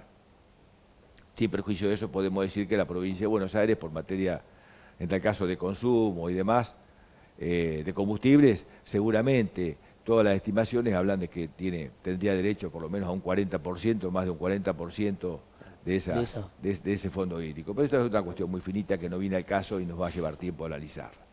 Pero, siendo al punto, es que las obras han ido avanzando. Y vuelvo al punto de la obra pública nacional. Y que me perdonen, en tal caso, los televidentes por remontarnos en la historia, pero para entender de qué se trata esto. Acá alguna vez se inició lo que hoy algunos conocen como un lugar turístico que es Puerto Madero, y eso era el Puerto Viejo. Se tardó 50 años en hacerlo. Cuando terminaron de hacerlo, a principios del siglo pasado, ya era obsoleto para los barcos que llegaban, y hubo que hacer lo que después se conoció como Puerto, o se conoce como Puerto Nuevo, para que nos demos cuenta de lo que es la obra pública en la Argentina. Yacyretá demoró 50 años, y para hacer la Biblioteca Nacional se demoró algo así como 40 años. Es decir, la obra pública en la Argentina siempre ha sido motivo de demoras, controversias y distintos problemas. Es decir, y en este sentido, cuando miramos lo que ha pasado con las obras del Salado, honestamente, yo soy de los que prefiero ver el vaso medio lleno antes que medio vacío. De no ser tremendista, de no ser derrotista, mejor dicho, y tratar de impulsar que esto siga para adelante. Se ha dragado gran parte del río, falta un tramo que es el que va desde Bragado hasta la laguna del Carpincho en Junín, y ha quedado en el medio por una cuestión que tiene que ver con una licitación que se cayó, que no se debió caer, pero esto sería otra historia porque nos demoraría demasiado tiempo y no tendría ningún problema en abordarlo, porque ha habido sin duda responsables o gente que en su momento no dio las explicaciones correspondientes, pero podemos dejarlo. Se cayó la licitación, nosotros insistimos, fuimos y logramos que luego en 2022 se licitara nuevamente esa licitación eso que había caído, esa licitación o contrato que había caído, se licitó nuevamente y luego se firmaron los contratos en 2023. Todo esto lleva mucho tiempo. Sí, claro. ¿Tá? Y luego las obras arrancaron tibiamente, porque hay que llevar dragas, hay que hacer tuberías, grandes tuberías y demás. Es un trabajo, digamos, todo lo que se llama ingeniería de detalle demora muchísimo. Para ponerle en marcha una obra de este tipo hacen falta por lo menos 6 meses u 8 meses. Ese tramo caído de la Ese licitación, tramo ¿cuál es? 4.2 desde la ruta 205, Ajá. que va desde la ruta 205 hasta que quedó ahí como un cuello de botella, hasta el puente de Ernestina Elvira, que ustedes Sí, sí, conocen sí. muy bien. Sí, sí. Son nada más que 30 kilómetros y está a cargo del gobierno nacional. Fue un contrato firmado por Nación, está a cargo del gobierno nacional. En este año pasado, ustedes recuerdan, esto se venía pagando, para que entendamos todos, esto se venía solventando con recursos del Fondo Hídrico Nacional. Bien. Lo asume el gobierno de la Nación con recursos del Fondo Hídrico Nacional. Ustedes recuerdan que el año pasado salió a la luz que, bueno, que el Estado tenía alrededor de 30 fideicomisos, más de 30 fideicomisos, y quedaron todos bajo la órbita, bajo la mirada del Poder Ejecutivo y más precisamente del Ministerio de Economía, que los iba a revisar y en algunos casos los iba a auditar. Ellos mismos se autopropusieron un plazo que era hasta el 30 de marzo para auditarlos, y en función de eso algunos iban a ser dados de baja o no. Algunos fueron dados de baja y otros que tenían recursos o ingresos genuinos, tales como era el Fondo Hídrico, después de pasar por esa zaranda y de ser auditados, entiendo que en distintos sentidos, no solo desde el punto de vista de los recursos, sino a partir de la legitimidad o legalidad de sus distintas acciones y erogaciones, el Fondo Hídrico Nacional pasó esa zaranda. Y pasó la zaranda, quedó vigente el Fondo Hídrico Nacional, y en ese contexto las obras del Salado, además hubo otra cosa, la obra pública en su conjunto, cuando el gobierno nacional salió, yo no sé si fue a denunciar, pero salió a explicar que había más de 2.000 obras públicas, desde pequeñas obras públicas o menores obras públicas, que no merecían o no requerían de la intervención del gobierno nacional, sino que bien podían llevarse a cabo a través de los propios presupuestos municipales o provinciales y demás, cosas que, bueno, podía tener un marco de razonabilidad en la búsqueda del equilibrio fiscal. Sí, entre 2.000 y pico de obras públicas que había, llevadas a cabo en todo el país por el gobierno nacional, solamente unas 300 pasaron por esa zaranda. Entre las que pasaron la zaranda estuvieron las obras del Salado, precisamente, que fueron declaradas prioritarias, precisamente por lo que tiene que ver por su impacto en lo que es prevención y o mitigación de inundaciones. Ahora, entonces, honestamente nos pusimos contentos en el Consejo del Salado porque esto fue en junio del año pasado, mayo, junio, y ahí comenzaron a normalizarse los pagos a las empresas, con los cuales nosotros no tenemos ningún tipo de vínculos, ni siquiera los queremos tener, porque nosotros no somos lobistas de las empresas, no tenemos absolutamente nada que ver. No defendemos a las empresas, nosotros defendemos a la gente. Está claro esto. Entonces, pero se comenzaron a normalizar los pagos, los trabajos comenzaron a reactivarse, pero luego ya hacia octubre, noviembre comenzamos a tener noticias de que, porque alguien nos avisaba, algún frentista nos avisaba, frentista del Río Salado, vecinos del Salado, se están retirando las dragas, bueno, ahí avisamos, o se están paralizando las dragas, se están ralentizando, van despacio, siempre teníamos una mirada, es nuestro deber, consejo asesor, teníamos que estar mirando y vigilantes en este asunto, vigilando qué es lo que estaba pasando, cómo se desarrollan las obras. Bueno, ahí comenzamos, podría decir un raíz, no sé si corresponde, un raíz de gestiones que nos llevó a enviar notas, a hacer presentaciones ante el Ministerio de Economía de la Nación, a estar presentes, a hacer gestiones, a tener audiencias con la Secretaría de Obras Públicas de la Nación, a estar presentes y a hacer gestiones. No tengo problema en decirlo porque uno debe ser muy prudente y la prudencia en muchos casos requiere de la reserva del caso, pero acá no hay nada que ocultar. Nosotros fuimos ante la jefatura de gabinete de la Nación, estuvimos en la Casa Rosada y esto no es por... bueno, nos fuimos recibidos, fuimos recibidos por el vicejefe de gabinete, el doctor Lisandro Catalán. Las reuniones fueron, y hubo otras reuniones más, y gestiones, las reuniones fueron todas muy buenas, en un marco al menos de entendimiento, de comprensión de la situación que planteábamos. Pero lamentablemente el tiempo fue pasando, esto era en enero, esto último cuando estuvimos en jefatura de gabinete fue en el mes de enero de este año. Sin embargo, el tiempo fue pasando y luego en febrero nos encontramos con que las obras se paralizaban por completo. Y luego salió un acta donde se firmó un acta con las empresas, un acta de neutralización. Mire, está muy bien, neutralización, es un eufemismo. Eufemismo es una palabra que quiere decir otra cosa, para decir otra cosa, digamos, una palabra para suavizar otra. Pero en definitiva, la palabra neutralización en este caso quiere decir la paralización. Nuestra preocupación es, obviamente, por estos 30 kilómetros de obra paralizada, pero además por todo lo que significa en el conjunto del plan maestro. Ahora yo te pregunto, ¿no estaban garantizados los fondos para seguir? ¿Qué les dijeron? Los fondos son nosotros lo que hemos dicho, algunos medios nacionales lo han tomado como grave denuncia, nosotros salimos a alertar, a decir, si lo quieren tomar como una denuncia, puede ser una denuncia mediática. Bueno, en el caso que se tome como se quiera, pero nosotros salimos a decir que existen los fondos y lo que hizo mucho ruido es que nosotros salimos a decir que los fondos están, que existen, que se vienen acumulando y que están depositados en el Banco de la Nación.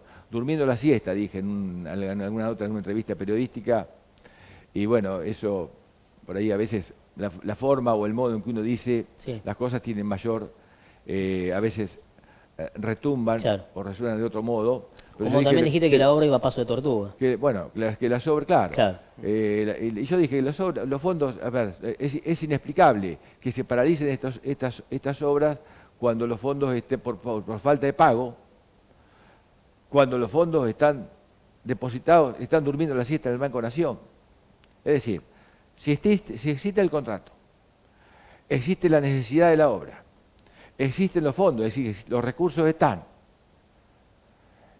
Bueno, si no se cumple entre casos y si no se hacen los pagos correspondientes como para garantizar la prosecución de la obra, evidentemente estamos hablando y yo lo he dicho, también no voy a callar lo mismo que he dicho en otros medios, estamos hablando de incompetencia o estamos hablando también de algo más grave que sería el incumplimiento de los deberes del funcionario público, porque ahora, no hay excusas. Déjame que te consulte, ¿y qué fue esa reunión en Casa Rosada? ¿Cuál fue el planteo? No, bueno, los si planteos son estos. Miren, nosotros, esto es lo que, pasa esto, esta es la situación, está pasando tal y tal cosa, venimos a decir, venimos a alertar de la manera más silenciosa posible y sin estridencias, porque nuestra función no es estar en los medios. Ahora sí fuimos a decir, miren, uno en esto no puede amedrentar a nadie, uno no amenaza. Sí dijimos, va a llegar, nosotros, llegado el momento, aunque no es nuestra función estar en los medios, ni nos interesa estar en los medios, llegado el momento, vamos a tener que salir a decir a los medios, porque si dejamos pasar esto, que para nosotros es sumamente grave, y no salimos a decirlo por donde corresponde para que la gente se entere, porque si ustedes no nos escuchan o no le dan al tema la importancia que para nosotros requiere, bueno, si no lo hacemos seremos cómplices. A ver, tenemos responsabilidades para con nuestras instituciones y esto no es estar en contra del gobierno nacional. Nosotros quiero que se entienda bien. Entendemos perfectamente lo del equilibrio fiscal, la necesidad de bajar la inflación, todas las cuestiones las entendemos perfectamente, pero acá estamos hablando de una cuestión, no estamos hablando de ir a sacarle la plata a otros sectores de la economía. No estamos hablando de que se afecte el equilibrio fiscal. No estamos hablando de que se emita dinero para esto. Nosotros simplemente estamos diciendo, señores, los recursos están.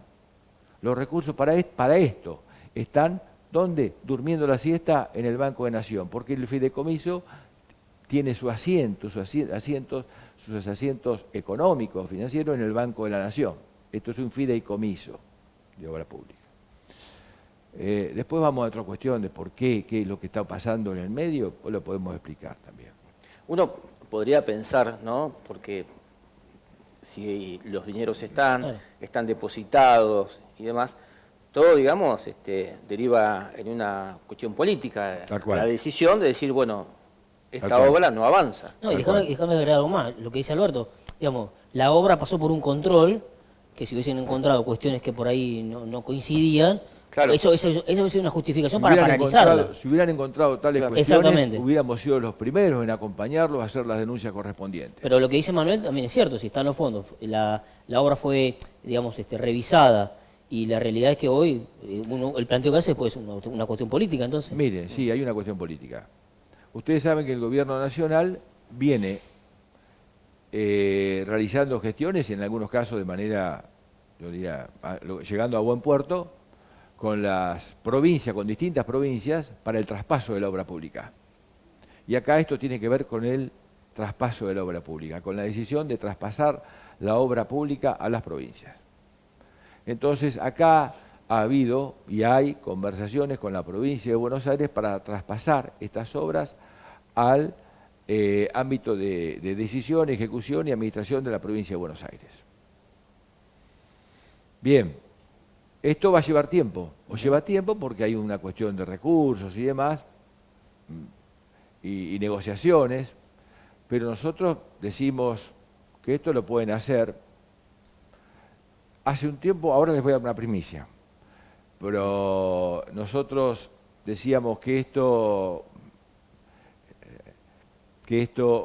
no es de ámbito de nuestra competencia, que lo resuelvan, pero que mientras tanto no se puede tener a la gente o a los frentistas como rehenes de esta situación. ¿Está claro? Sí. Esto es otra cuestión. Porque esto además la obra cuando se paralizan llevan tiempo. Quiero, a ver, para que se entienda, estamos hablando del tramo 4.2, que es particularmente sensible a muchos 25eños, claro, porque toca, digamos, el río Salado, bordea 25 de Mayo por la zona de Ernestina. ¿Está claro? Bien, pero al margen de esto impacta sobre todo el plan maestro. El plan maestro es un plan maestro integral, donde se para en algún lado, digamos, de algún modo impacta en el conjunto. Cada demora, porque cada demora neutralizamos la obra, paralizamos la obra, hablemos claro. Después ponerla en marcha lleva tiempo. Entonces, en vez de estar 20 años para hacerla, que ojalá fueran 20 años, vamos a estar 50. Por eso yo he dicho, las obras van a paso de tortuga. Pero si seguimos así, van a ir a paso de cangrejo. ¿Está claro? ¿Cuál sería peor? Quiero decir, estamos en una obra de 10 pisos. Si yo estuviera refaccionando un edificio de 10 pisos, que no soy constructor ni arquitecto, pero pongámosle que si estuviera refaccionando un edificio de 10 pisos y paro la obra en el cuarto, no afecto solo a los del cuarto, afecto a todo el edificio. Está claro, porque tengo todo el edificio, digamos, paralizado. Esto es más o menos lo mismo. Digamos, ¿cómo podemos pensar en avanzar en las obras, en las ramas colaterales que son tan necesarias, estas ramas secundarias y demás, para llegar a los distintos confines de la cuenca de la amplia cuenca del Salado, si estamos paralizados en el tramo 4.2? Veamos, esto excede a la gente que está particularmente digamos, a los allegados o a los vecinos de aquella zona. Esto va mucho más allá e impacta sobre el conjunto, y esto es lo que tenemos que hacerle entender, o queremos hacerle entender humildemente a la gente de toda la cuenca del Salado, que todos son partícipes y dependientes de cada tramo de la obra. Ahora, yo te consulto, si esto termina siendo, y el planteo es que termina siendo una cuestión política, ¿cuánto más pueden hacer ustedes para que esta situación de derivación de fondos avance con la obra? Mirá, en esto nosotros, obviamente, que no mucho no podemos hacer, pero sí podemos decir, por lo menos, hacer nuestro planteo. Nuestro planteo, y esto te voy a decir, les vamos a dar una primicia, porque hemos tenido en estos días reuniones con el Consejo del Salado, tratando de consensuar posiciones, porque si bien decíamos que esto no es de nuestra competencia, y efectivamente escapa a nuestras facultades, no tenemos poder resolutivo en eso, desde ese punto de vista escapa a nuestra competencia, pero esto no escapa a nuestro posicionamiento. Y lo que hemos, en la medida de nuestras posibilidades, somos conscientes de nuestras limitaciones, somos entidades gremiales. Ahora, nuestro posicionamiento hoy es que nosotros nos oponemos a ese traspaso de la obra pública. Por algunas razones que esperemos que a los televidentes que les interese, por supuesto, el tema, porque es un tema por ahí a muchos les puede resultar ajeno, pero que esperemos pero creo que claramente se va a entender. Primero, la Nación es la que tiene recursos a partir del Fondo Hídrico Nacional, ¿sí? Segundo, la Nación es, si hay alguien que en materia macroeconómica, a partir de la recaudación impositiva, impuesto a las ganancias, distintos tipos de gravámenes, todos los impuestos que graban todo el desempeño general de la economía que se moviliza en cada una de las localidades de la cuenca del Salado, si hay alguien que es el principal beneficiario, es el Estado Nacional. Retenciones. La provincia está mucho más lejos. Entonces, parece razonable que en una obra que, sin duda, que requiere de erogaciones importantes, que es una inversión pública importante, bueno, tiene que estar la Nación. Y acá, en esto estuvieron, desde el principio del Plan Maestro, estuvieron juntos, codo a codo, la Nación y la provincia involucrados. Entonces nosotros no aceptamos ahora que la Nación se quiera desentender de esta obra pública. Eso queremos que esté claro. Existe lo que se llama tasa de retorno de la inversión en obra pública. Parece que no se pudiera medir. Es cierto que a lo mejor son números subjetivos, pero la tasa de retorno, en cuanto a la tasa de retorno de la inversión en obra pública, sin duda, por las razones que les decía, retenciones, impuestos a las ganancias y demás, el Estado Nacional es el principal beneficiario. Pero hay una tercera razón. Después cada uno puede poner el orden que lo ponga cada uno. Bien. Esta es una obra de carácter federal. No es solo de la provincia de Buenos Aires, si bien fundamentalmente y medularmente atraviesa la provincia de Buenos Aires, la cuenca del Salado, el río Salado y la cuenca del Salado sirven para el escurrimiento hídrico del sur de Santa Fe, del sur de Córdoba, noreste de La Pampa y hasta, aunque parezca mentira, hasta de San Luis a través del río Quinto. Entonces nosotros como Consejo del Salado y a través de nuestras entidades hemos resuelto, y esto es de estos días, oponernos al traspaso de la obra pública. Porque si esto queda solo en manos de las provincias o de la provincia, que sabemos, pero no es esto no es de un gobernador o de otro gobernador, pero que sabemos que en materia de recursos siempre tienen muchas mayores limitaciones que el gobierno nacional, evidentemente entonces sí, estas obras que eran para 20 años, que a lo mejor algunos van a tener que esperar 50 para verlas, entonces me parece que si pasan a manos de la provincia definitivamente, y entonces la gente va a tener que esperar con suerte 200 años. Difícil, claro, no sé si no la va a ver una palabra, no la va a ver nadie. No la va a ver, sí, sí. Difícil, Alberto, pensando, ¿no?, cuál es el posicionamiento del gobierno nacional respecto de la obra pública. Pero ¿no? bueno, a ver, independientemente de cuál sea, ¿no? Estamos esperando que esto se reconsidere, que se repiense. Apelamos apelamos al sentido común, porque este mismo gobierno las declaró prioritarias el año pasado. Entonces, si vemos que el mismo gobierno las declaró prioritarias el año pasado, había un sentido, había un entendimiento, no tendría nada de malo. Mira, lo peor que hay, creo que en todos los órdenes de la vida, una de las peores cosas que nos puede pasar es no saber reconocer los propios errores y no girar sobre ellos, sino en tal caso no saber cambiar cuando uno se equivoca. Bueno, si esto pudo ser un error o un error de concepción, un error del entendimiento de lo que es la política y llevar las cosas a saberse querer forzar este tipo de cosas o querer ejemplificar sobre otro tipo de cosas, bueno, a lo mejor hay otro tipo de obras que se pueden traspasar. En eso nosotros no vamos a opinar ni somos quienes para meternos en ese tema.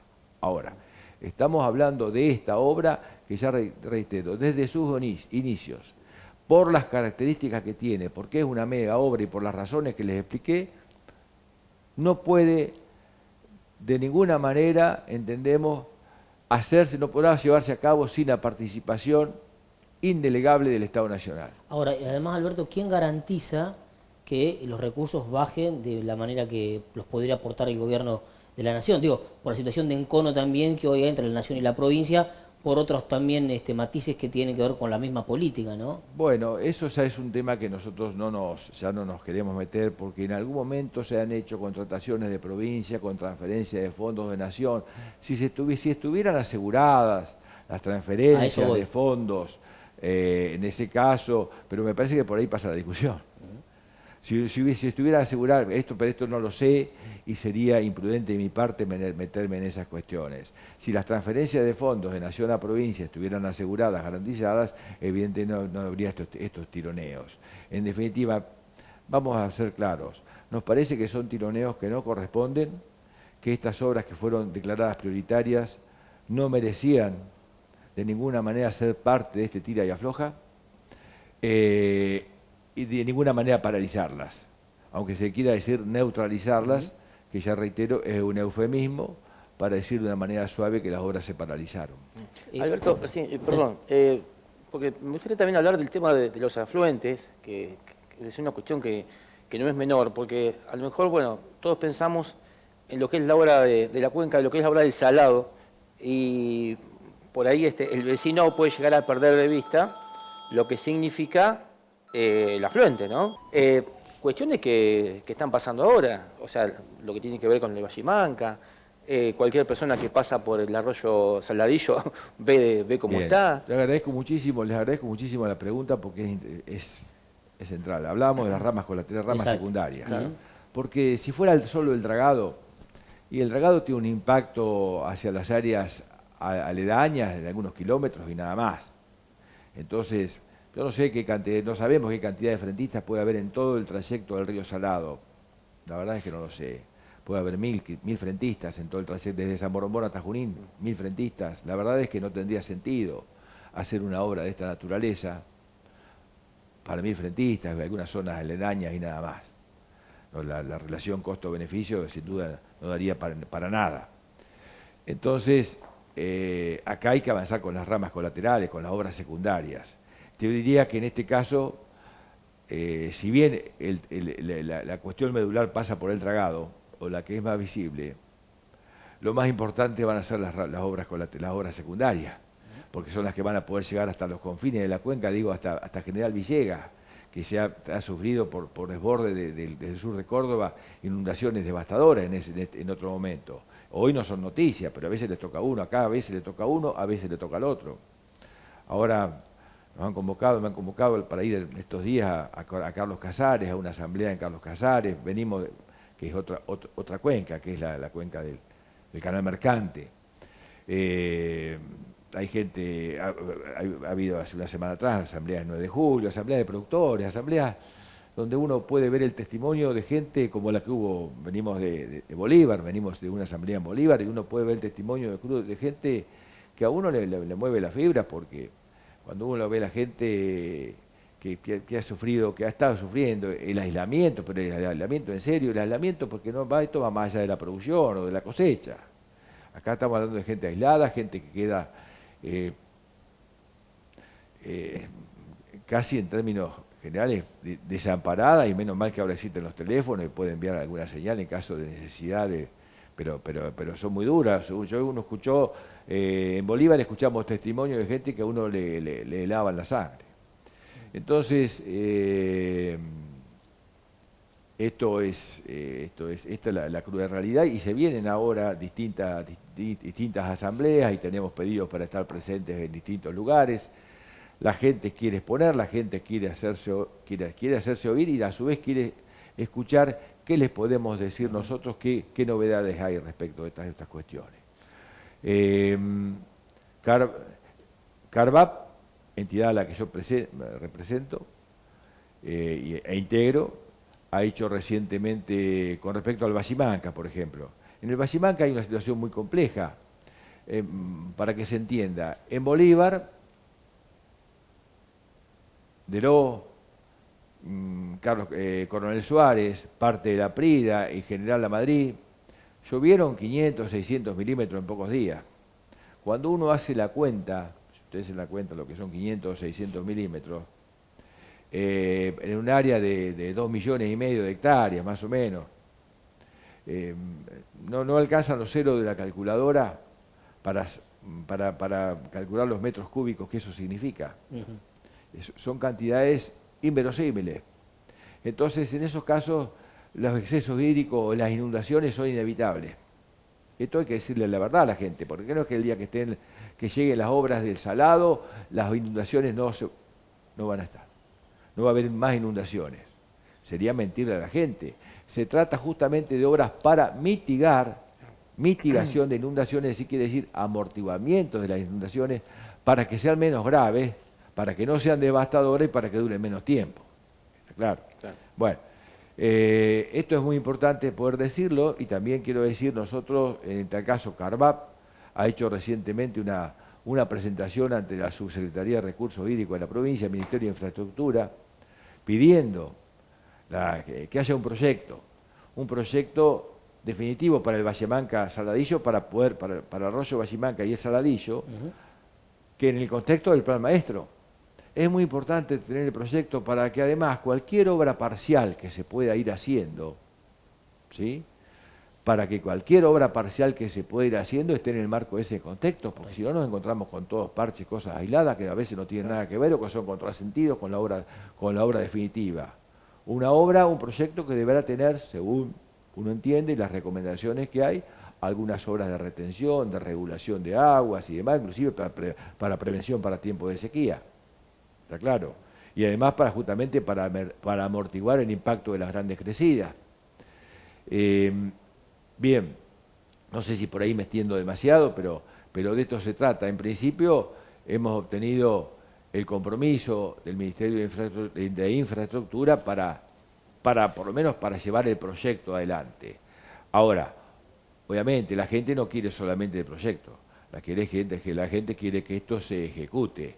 Y para que esto se ejecute hace falta avanzar en todo sentido y en modo amplio con el Plan Maestro, y esto incluye también al tramo 4.2, y ahí se relacionan las cosas, porque el Saladillo va a desembocar en la laguna de Flores Grandes, es decir, mucho más al sur. El arroyo Saladillo no tiene ninguna vinculación, en principio ninguna vinculación con el tramo paralizado. Ahora, si queremos que los proyectos pensados para el arroyo Saladillo, que se puedan hacer para el arroyo Saladillo y el Bachimanca, puedan llevarse a cabo, y bueno, evidentemente hace falta avanzar con el conjunto de las obras. Y además, bueno, si la Nación lleva a cabo la parte fundamental que es el dragado, también tendrá que la provincia comprometerse en la ejecución de las ramas complementarias, en la medida en que no pueda contar con recursos del Fondo Hídrico Nacional, porque esto también hay que decirlo para que la gente entienda. Y nosotros mismos a veces tenemos que entender las cosas porque son números que se nos escapan. Los recursos del Fondo Hídrico Nacional parece que son grandes recursos. Ahora, si quisiéramos hacer todas las obras, no alcanzan. ¿Está claro, no alcanzan, porque además una parte le correspondería a la provincia de Buenos Aires en términos federales, está claro, pero no alcanzarían. Son recursos que tienen sus limitantes, está claro. Bueno, y ahí viene el compromiso conjunto de la nación, de la provincia e inclusive los empréstitos que se han tomado con organismos de crédito internacional como el Banco Mundial, que son créditos a largos años, que bueno, que se han tomado en su momento para abordar o para pagar alguno de los tramos y que, lo digo, están bien pensados desde el punto de vista filosófico porque son a pagar a muy largo plazo, con la consecuencia de que quienes deberán hacerse cargo de pagarlo serán las futuras generaciones, digamos, porque no las actuales, digamos, sino quienes reciban los beneficios de esas obras, digamos. Ese es el concepto de este tipo de proyectos, de estos organismos multilaterales de crédito que prestan justamente para proyectos en países emergentes como la Argentina, prestan a muy largo plazo. Bueno, acá hay que avanzar en varios sentidos, la provincia y la nación y la provincia de manera conjunta. Ahora, entiendo el equilibrio que tienen que hacer ustedes desde el Consejo Asesor políticamente para estar en coincidencia con dos espacios políticos ejecutivos que son distintos, pero con un objetivo que tienen ustedes, que es que la obra se haga. Digo, hay una cintura política que tienen que tener para caer bien en los dos lados para que la obra continúe, ¿no? En lo personal, yo no sé, esto es un tema del Consejo, por me acuerdo consensuamos cuestiones, pero justamente yo creo que no tenemos cintura, Ajá. tenemos posiciones y en este sentido tratamos de ser equilibrados y no es que estamos a favor de uno o en contra de otro, porque cuando tenemos que marcar, y en este caso estamos diciendo, la provincia debe hacerse cargo de hacer un proyecto, estamos exigiéndole a la provincia también la realización, la confección, digamos, el diseño, la realización de un proyecto, Sí. pero también estamos hablando de no quedarnos solo en el proyecto. Y la provincia tiene que ir avanzando conforme la nación avance con la finalización del dragado. La provincia tiene que ir avanzando en otras cuestiones. La provincia ha comprometido también la realización la realización del tramo 5 que va desde Bragado hasta Junín. Bueno, en ese caso, si la provincia avanza con eso y la nación con recursos del Fondo Hídrico, que cuenta con recursos del Fondo Hídrico Nacional, si se siente liberada de esas erogaciones del tramo 5 desde Bragado hasta Junín, la nación entonces deberá ser quien deberá atender las ramas colaterales o ramas secundarias. Pero acá hay un trabajo para realizar en forma conjunta. Y nosotros en este sentido tenemos una posición de exigencia para con la nación y para con la provincia y la nación, sin hacer distinciones de color político, porque además, quiero dejar claro, esta es una obra que trasciende a las gestiones de los distintos gobernadores. Han pasado ya varios gobernadores, varios gobiernos de distintos signos y también trasciende a distintos presidentes. Han pasado presidentes de distintos signos y color político. Entonces, nosotros no podemos alinearnos ni con unos ni con otros, tenemos que ser coherentes y nuestras razones, cada vez que las explicitamos, tienen que ser fundamentadas. Esto no es en contra del gobierno nacional, no es en contra de nadie. Ni, reitero, no nos miramos el ombligo, nosotros sabemos que hay necesidades por todos lados. Simplemente estamos diciendo, señores, acá hay un tramo paralizado, los recursos existe el Fondo Hídrico Nacional, háganse cargo y no lo paralicen. Si esto se toma como una denuncia, bueno, que se tome que se tome como se deba tomar, pero que las obras se reanuden. Ahora, Alberto, ¿se sincera la nación en estas reuniones y demás? Y dicen, porque si hay una cuestión de un traslado, ¿no?, de la obra a la provincia de Buenos Aires, bueno, todos sabemos que eso uno debe ser prudente, no se va a porque hacer. yo no puedo estar en tal caso arriesgando o yo diría o siendo, digamos, demasiado tomando a la ligera cuestiones que uno puede hablar en el ámbito, yo diría, reservado de reuniones que uno puede tener con funcionarios. Bien. Yo creo en el lenguaje de los gestos, en las miradas. Entonces me salgo el tema de las palabras, de lo que se puede decir. Uno entiende en las miradas, en los gestos, que a veces hay comprensión, que hay entendimiento. pero uno entiende que a veces hay posiciones cerradas porque dependen de otras personas.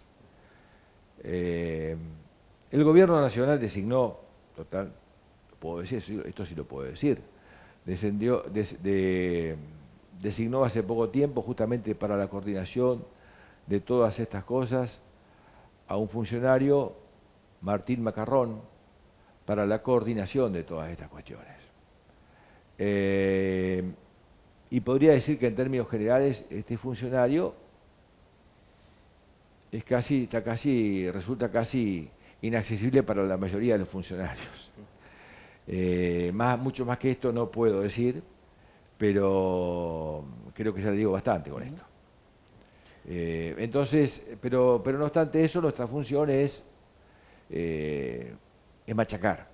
Bien. Y ojalá, digamos, porque nosotros en este sentido no somos el dueño de los dueños de la noticia, o en tal caso de la mala nueva de que las obras se paralizaron. Nosotros queremos que se sumen voces de distintos sectores justamente a este reclamo.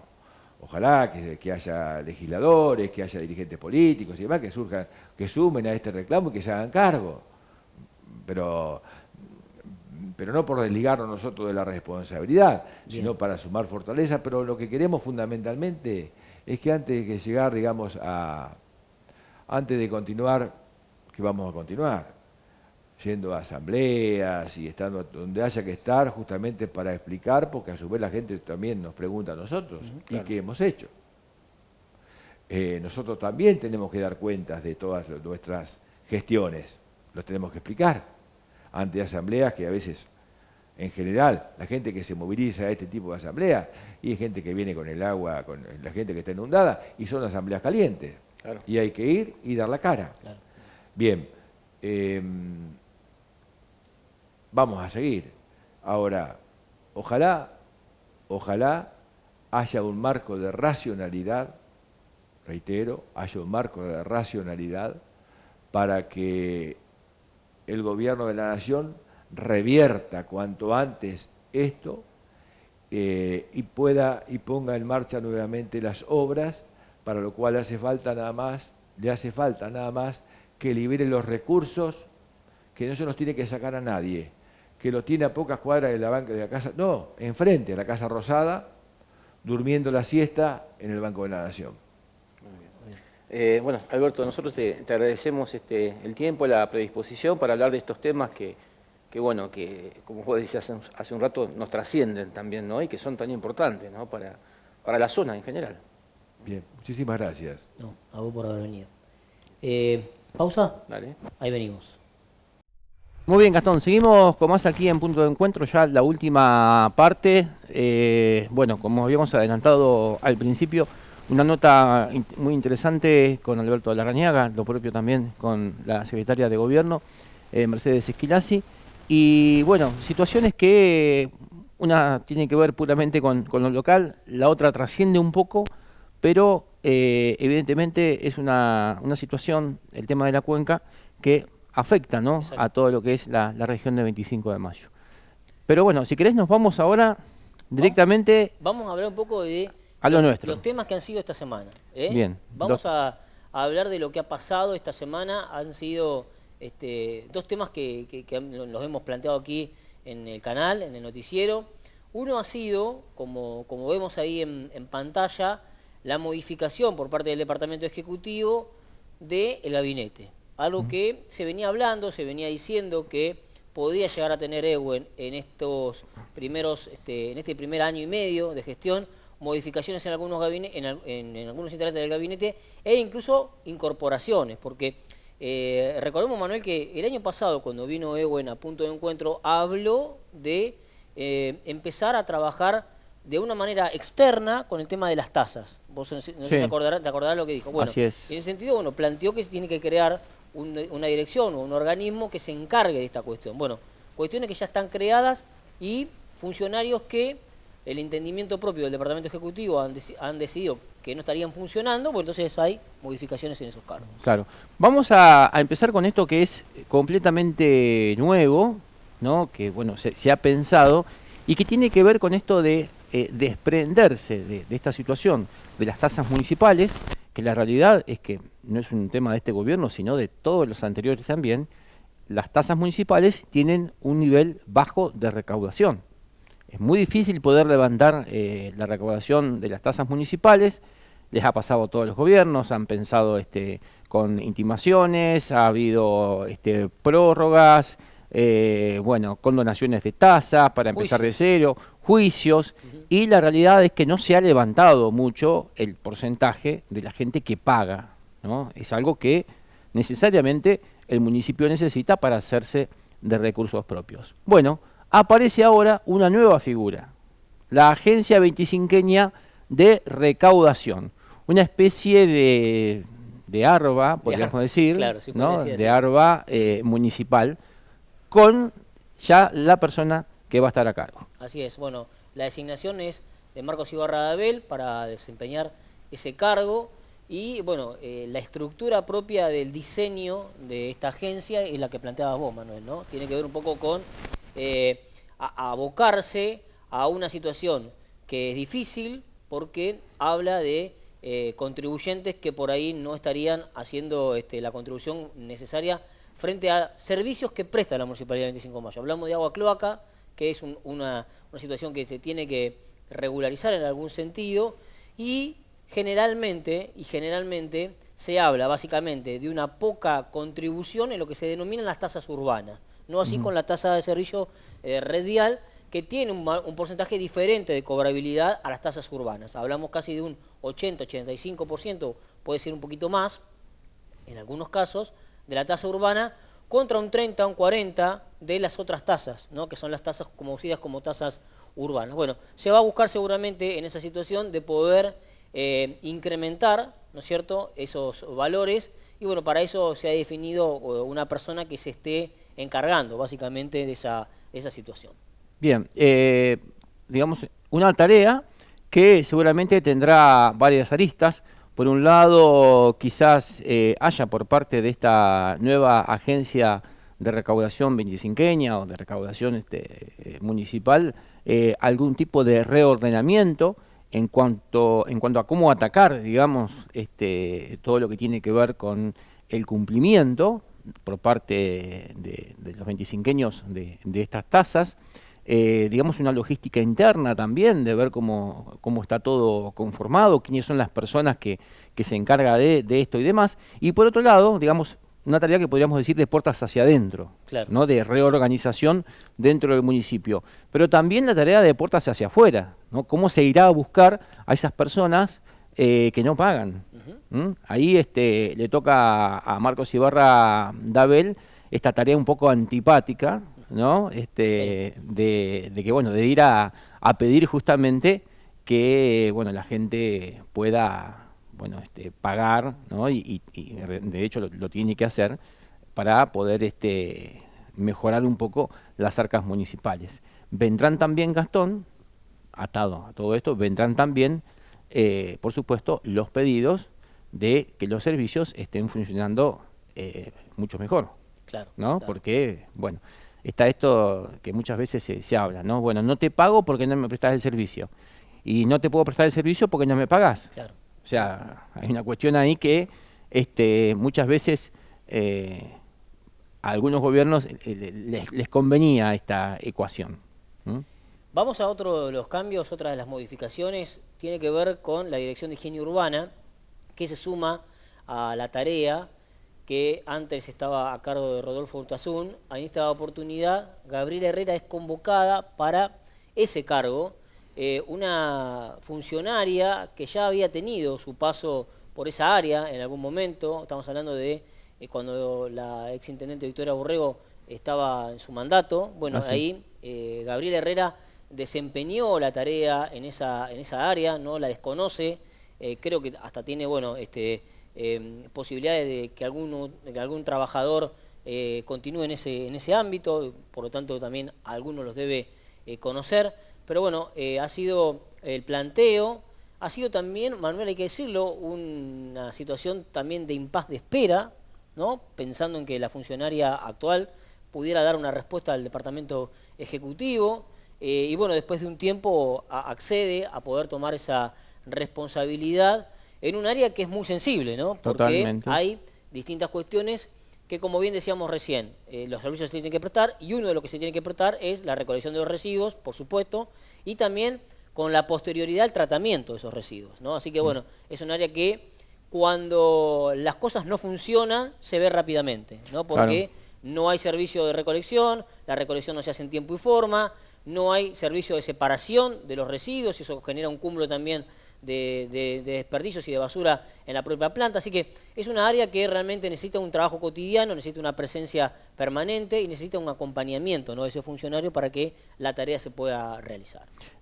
Como vos decís, Gastón, no le es ajena esta tarea. Gabriela Herrera ya lo hizo anteriormente. Así que, bueno, veremos ahora, digamos, cuál es el nuevo planteo, porque, bueno, también se debe ajustar a los planteos que tiene este gobierno municipal, que los debe, obviamente, acompañar, porque, bueno, de hecho acepta, ¿no?, este desafío en un área sensible, en donde no solamente tiene que trabajar con precisamente lo que le corresponde, sino también poder integrarse a otras áreas que tienen justamente que ver con esta tarea de la recolección de los residuos y también con la tarea titánica, si se quiere, porque es una tarea que sí o sí se debe hacer y que cuesta, como es la de la separación de los residuos. No solamente la tarea que puede hacer el municipio, sino también la tarea que tenemos que hacer nosotros los vecinos. Me atrevo a decir algo porque estamos dando una información, pero podríamos hacer una lectura política también de la situación. Por supuesto. Entonces, digamos, dejo flotando una pregunta, ¿no? En esto de la integración entre las diferentes áreas, ¿no? ¿Tendrá algo que ver la incorporación de Gabriela Herrera justamente con esta situación? Puede ser, ¿Mm? puede ser. Lo dejamos ahí. Lo dejamos ahí, Pero lo dejamos puede ahí, ser, ¿no? puede ser. Digamos, si Gabriela Herrera puede aceitar un poco mejor estas interrelaciones entre diferentes, digamos, entre diferentes áreas de la municipalidad. Exactamente, Bueno. porque es un área que no trabaja sola. Y Exactamente. necesita articular con otras, y bueno, ahí también se va a buscar eso que realmente pueda funcionar, ¿no? Que pueda funcionar de una manera más ágil y dinámica. Muy bien. Bueno, Mosconi tiene delegada. Exactamente, Andrea Fillol es quien ha tomado esa responsabilidad, también por una invitación, por supuesto, del intendente Ramiro Ewen, alguien que es de la localidad, nadie puede negar eso. Así que bueno, toma esa responsabilidad frente a desafíos que se vienen, ¿no? Que se vienen porque hay iniciativa propia de la comunidad, hay iniciativa propia del Departamento Ejecutivo a nivel central en querer aportar en esa localidad. Bueno, hay que ver si se puede cristalizar los proyectos que se tienen, pensando, bueno, en valorizar un poco, ¿no?, la localidad de 25 de Mayo más alejada del punto central. Así que bueno, Mosconi en ese sentido va a tener ahora una nueva delegada que, bueno, buscará también fortalecer vínculos, ¿no?, con Ciudad Cabecera. No es la más alejada, la más alejada es del Valle. Sí, sí. Pero bueno, en ese sentido buscará seguramente reforzar vínculos para mejorar la localidad. Sí, bueno, Andrea Fillol, la pata de Fillol, que conoce perfectamente todo lo que tiene que ver con esta localidad de Mosconi y que, bueno, tiene una actividad también en donde, bueno, se transforma, ¿no?, su lugar en una especie de ambiente social donde seguramente todas las preocupaciones de los vecinos deben pasar también por ahí. Se canalizan ahí. Se canalizan ahí, Tal se cual. charlan ahí, o sea que debe conocer perfectamente cuáles son las necesidades, las preocupaciones y las ambiciones, ¿no?, de toda la gente de Agustín Mosconi. Así que bueno, vamos a ver cómo le va en esto, ¿no? Hablando de otras de las localidades, también se está buscando, o el gobierno busca, saber bueno, cómo puede reforzar la cuestión de Valdés. Bueno, se está pensando para Valdés en alguien de la localidad. Eso también es importante. O sea, había versiones que podía ser gente de Ciudad Cabecera, no, se piensa en alguien de la localidad, no es una cuestión que todavía tenga definida el gobierno. Y también se busca alguien pensando, bueno, en lo que pueda llegar a ser o no luego de que se venza la licencia de Mauricio García, en la Subsecretaría de Administración Hospitalaria, ¿no? del Hospital Unzué ahora. Así que bueno, también son dos áreas que el gobierno está buscando saber quién puede estar articulando, tanto en Valdés como en esa área, si es que García no continúa, ¿no? al frente de la misma. Por último, vamos a decir que Fernando Agassi, y volviendo a Planta Urbana, volviendo al Consejo Deliberante, en este caso Fernando Agassi ya no va a ser más parte de la banca, porque ha presentado su renuncia.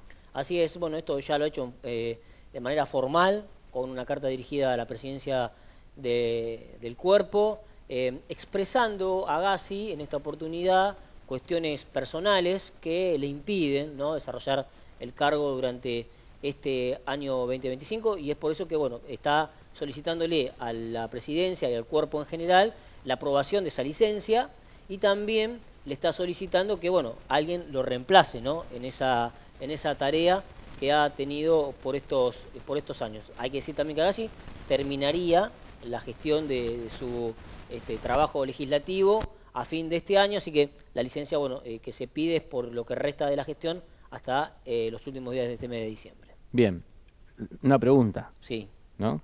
¿Se viene el tridente en el Consejo Deliberante? Puede ser, se puede venir un tridente. Se puede venir el tridente. Tridente femenino. Exactamente. Un tridente femenino. Bien. También déjame aclarar algo y acotar otra cosa más. Agassi ya venía con un pedido de licencia el año pasado, bueno, que fue de junio a diciembre. Así que bueno, si uno piensa y analiza la gestión de Agassi operativamente, tuvo 2 años de trabajo en el deliberativo. El año pasado lo tomó de licencia y este año no ha concurrido todavía a sesiones y ahora pide pide la renuncia. Por lo tanto, operativamente ha tenido 2 años de trabajo. Así que ese ha sido un poco el balance de la gestión de Agassi en el Consejo Deliberante. Muy bien. ¿Nos vamos, Gastón? Dale, nos despedimos. Nos despedimos hasta el próximo martes y bueno, dentro de poquito, hoy es martes, el jueves va a ser el Día del Trabajador desde Punto de Encuentro, si bien nos vamos a encontrar en los otros espacios, pero desde Punto de Encuentro le deseamos un feliz Día del Trabajador también para este jueves 1 de mayo a todos nuestros televidentes. Muy bien. Muchísimas gracias y hasta el próximo martes.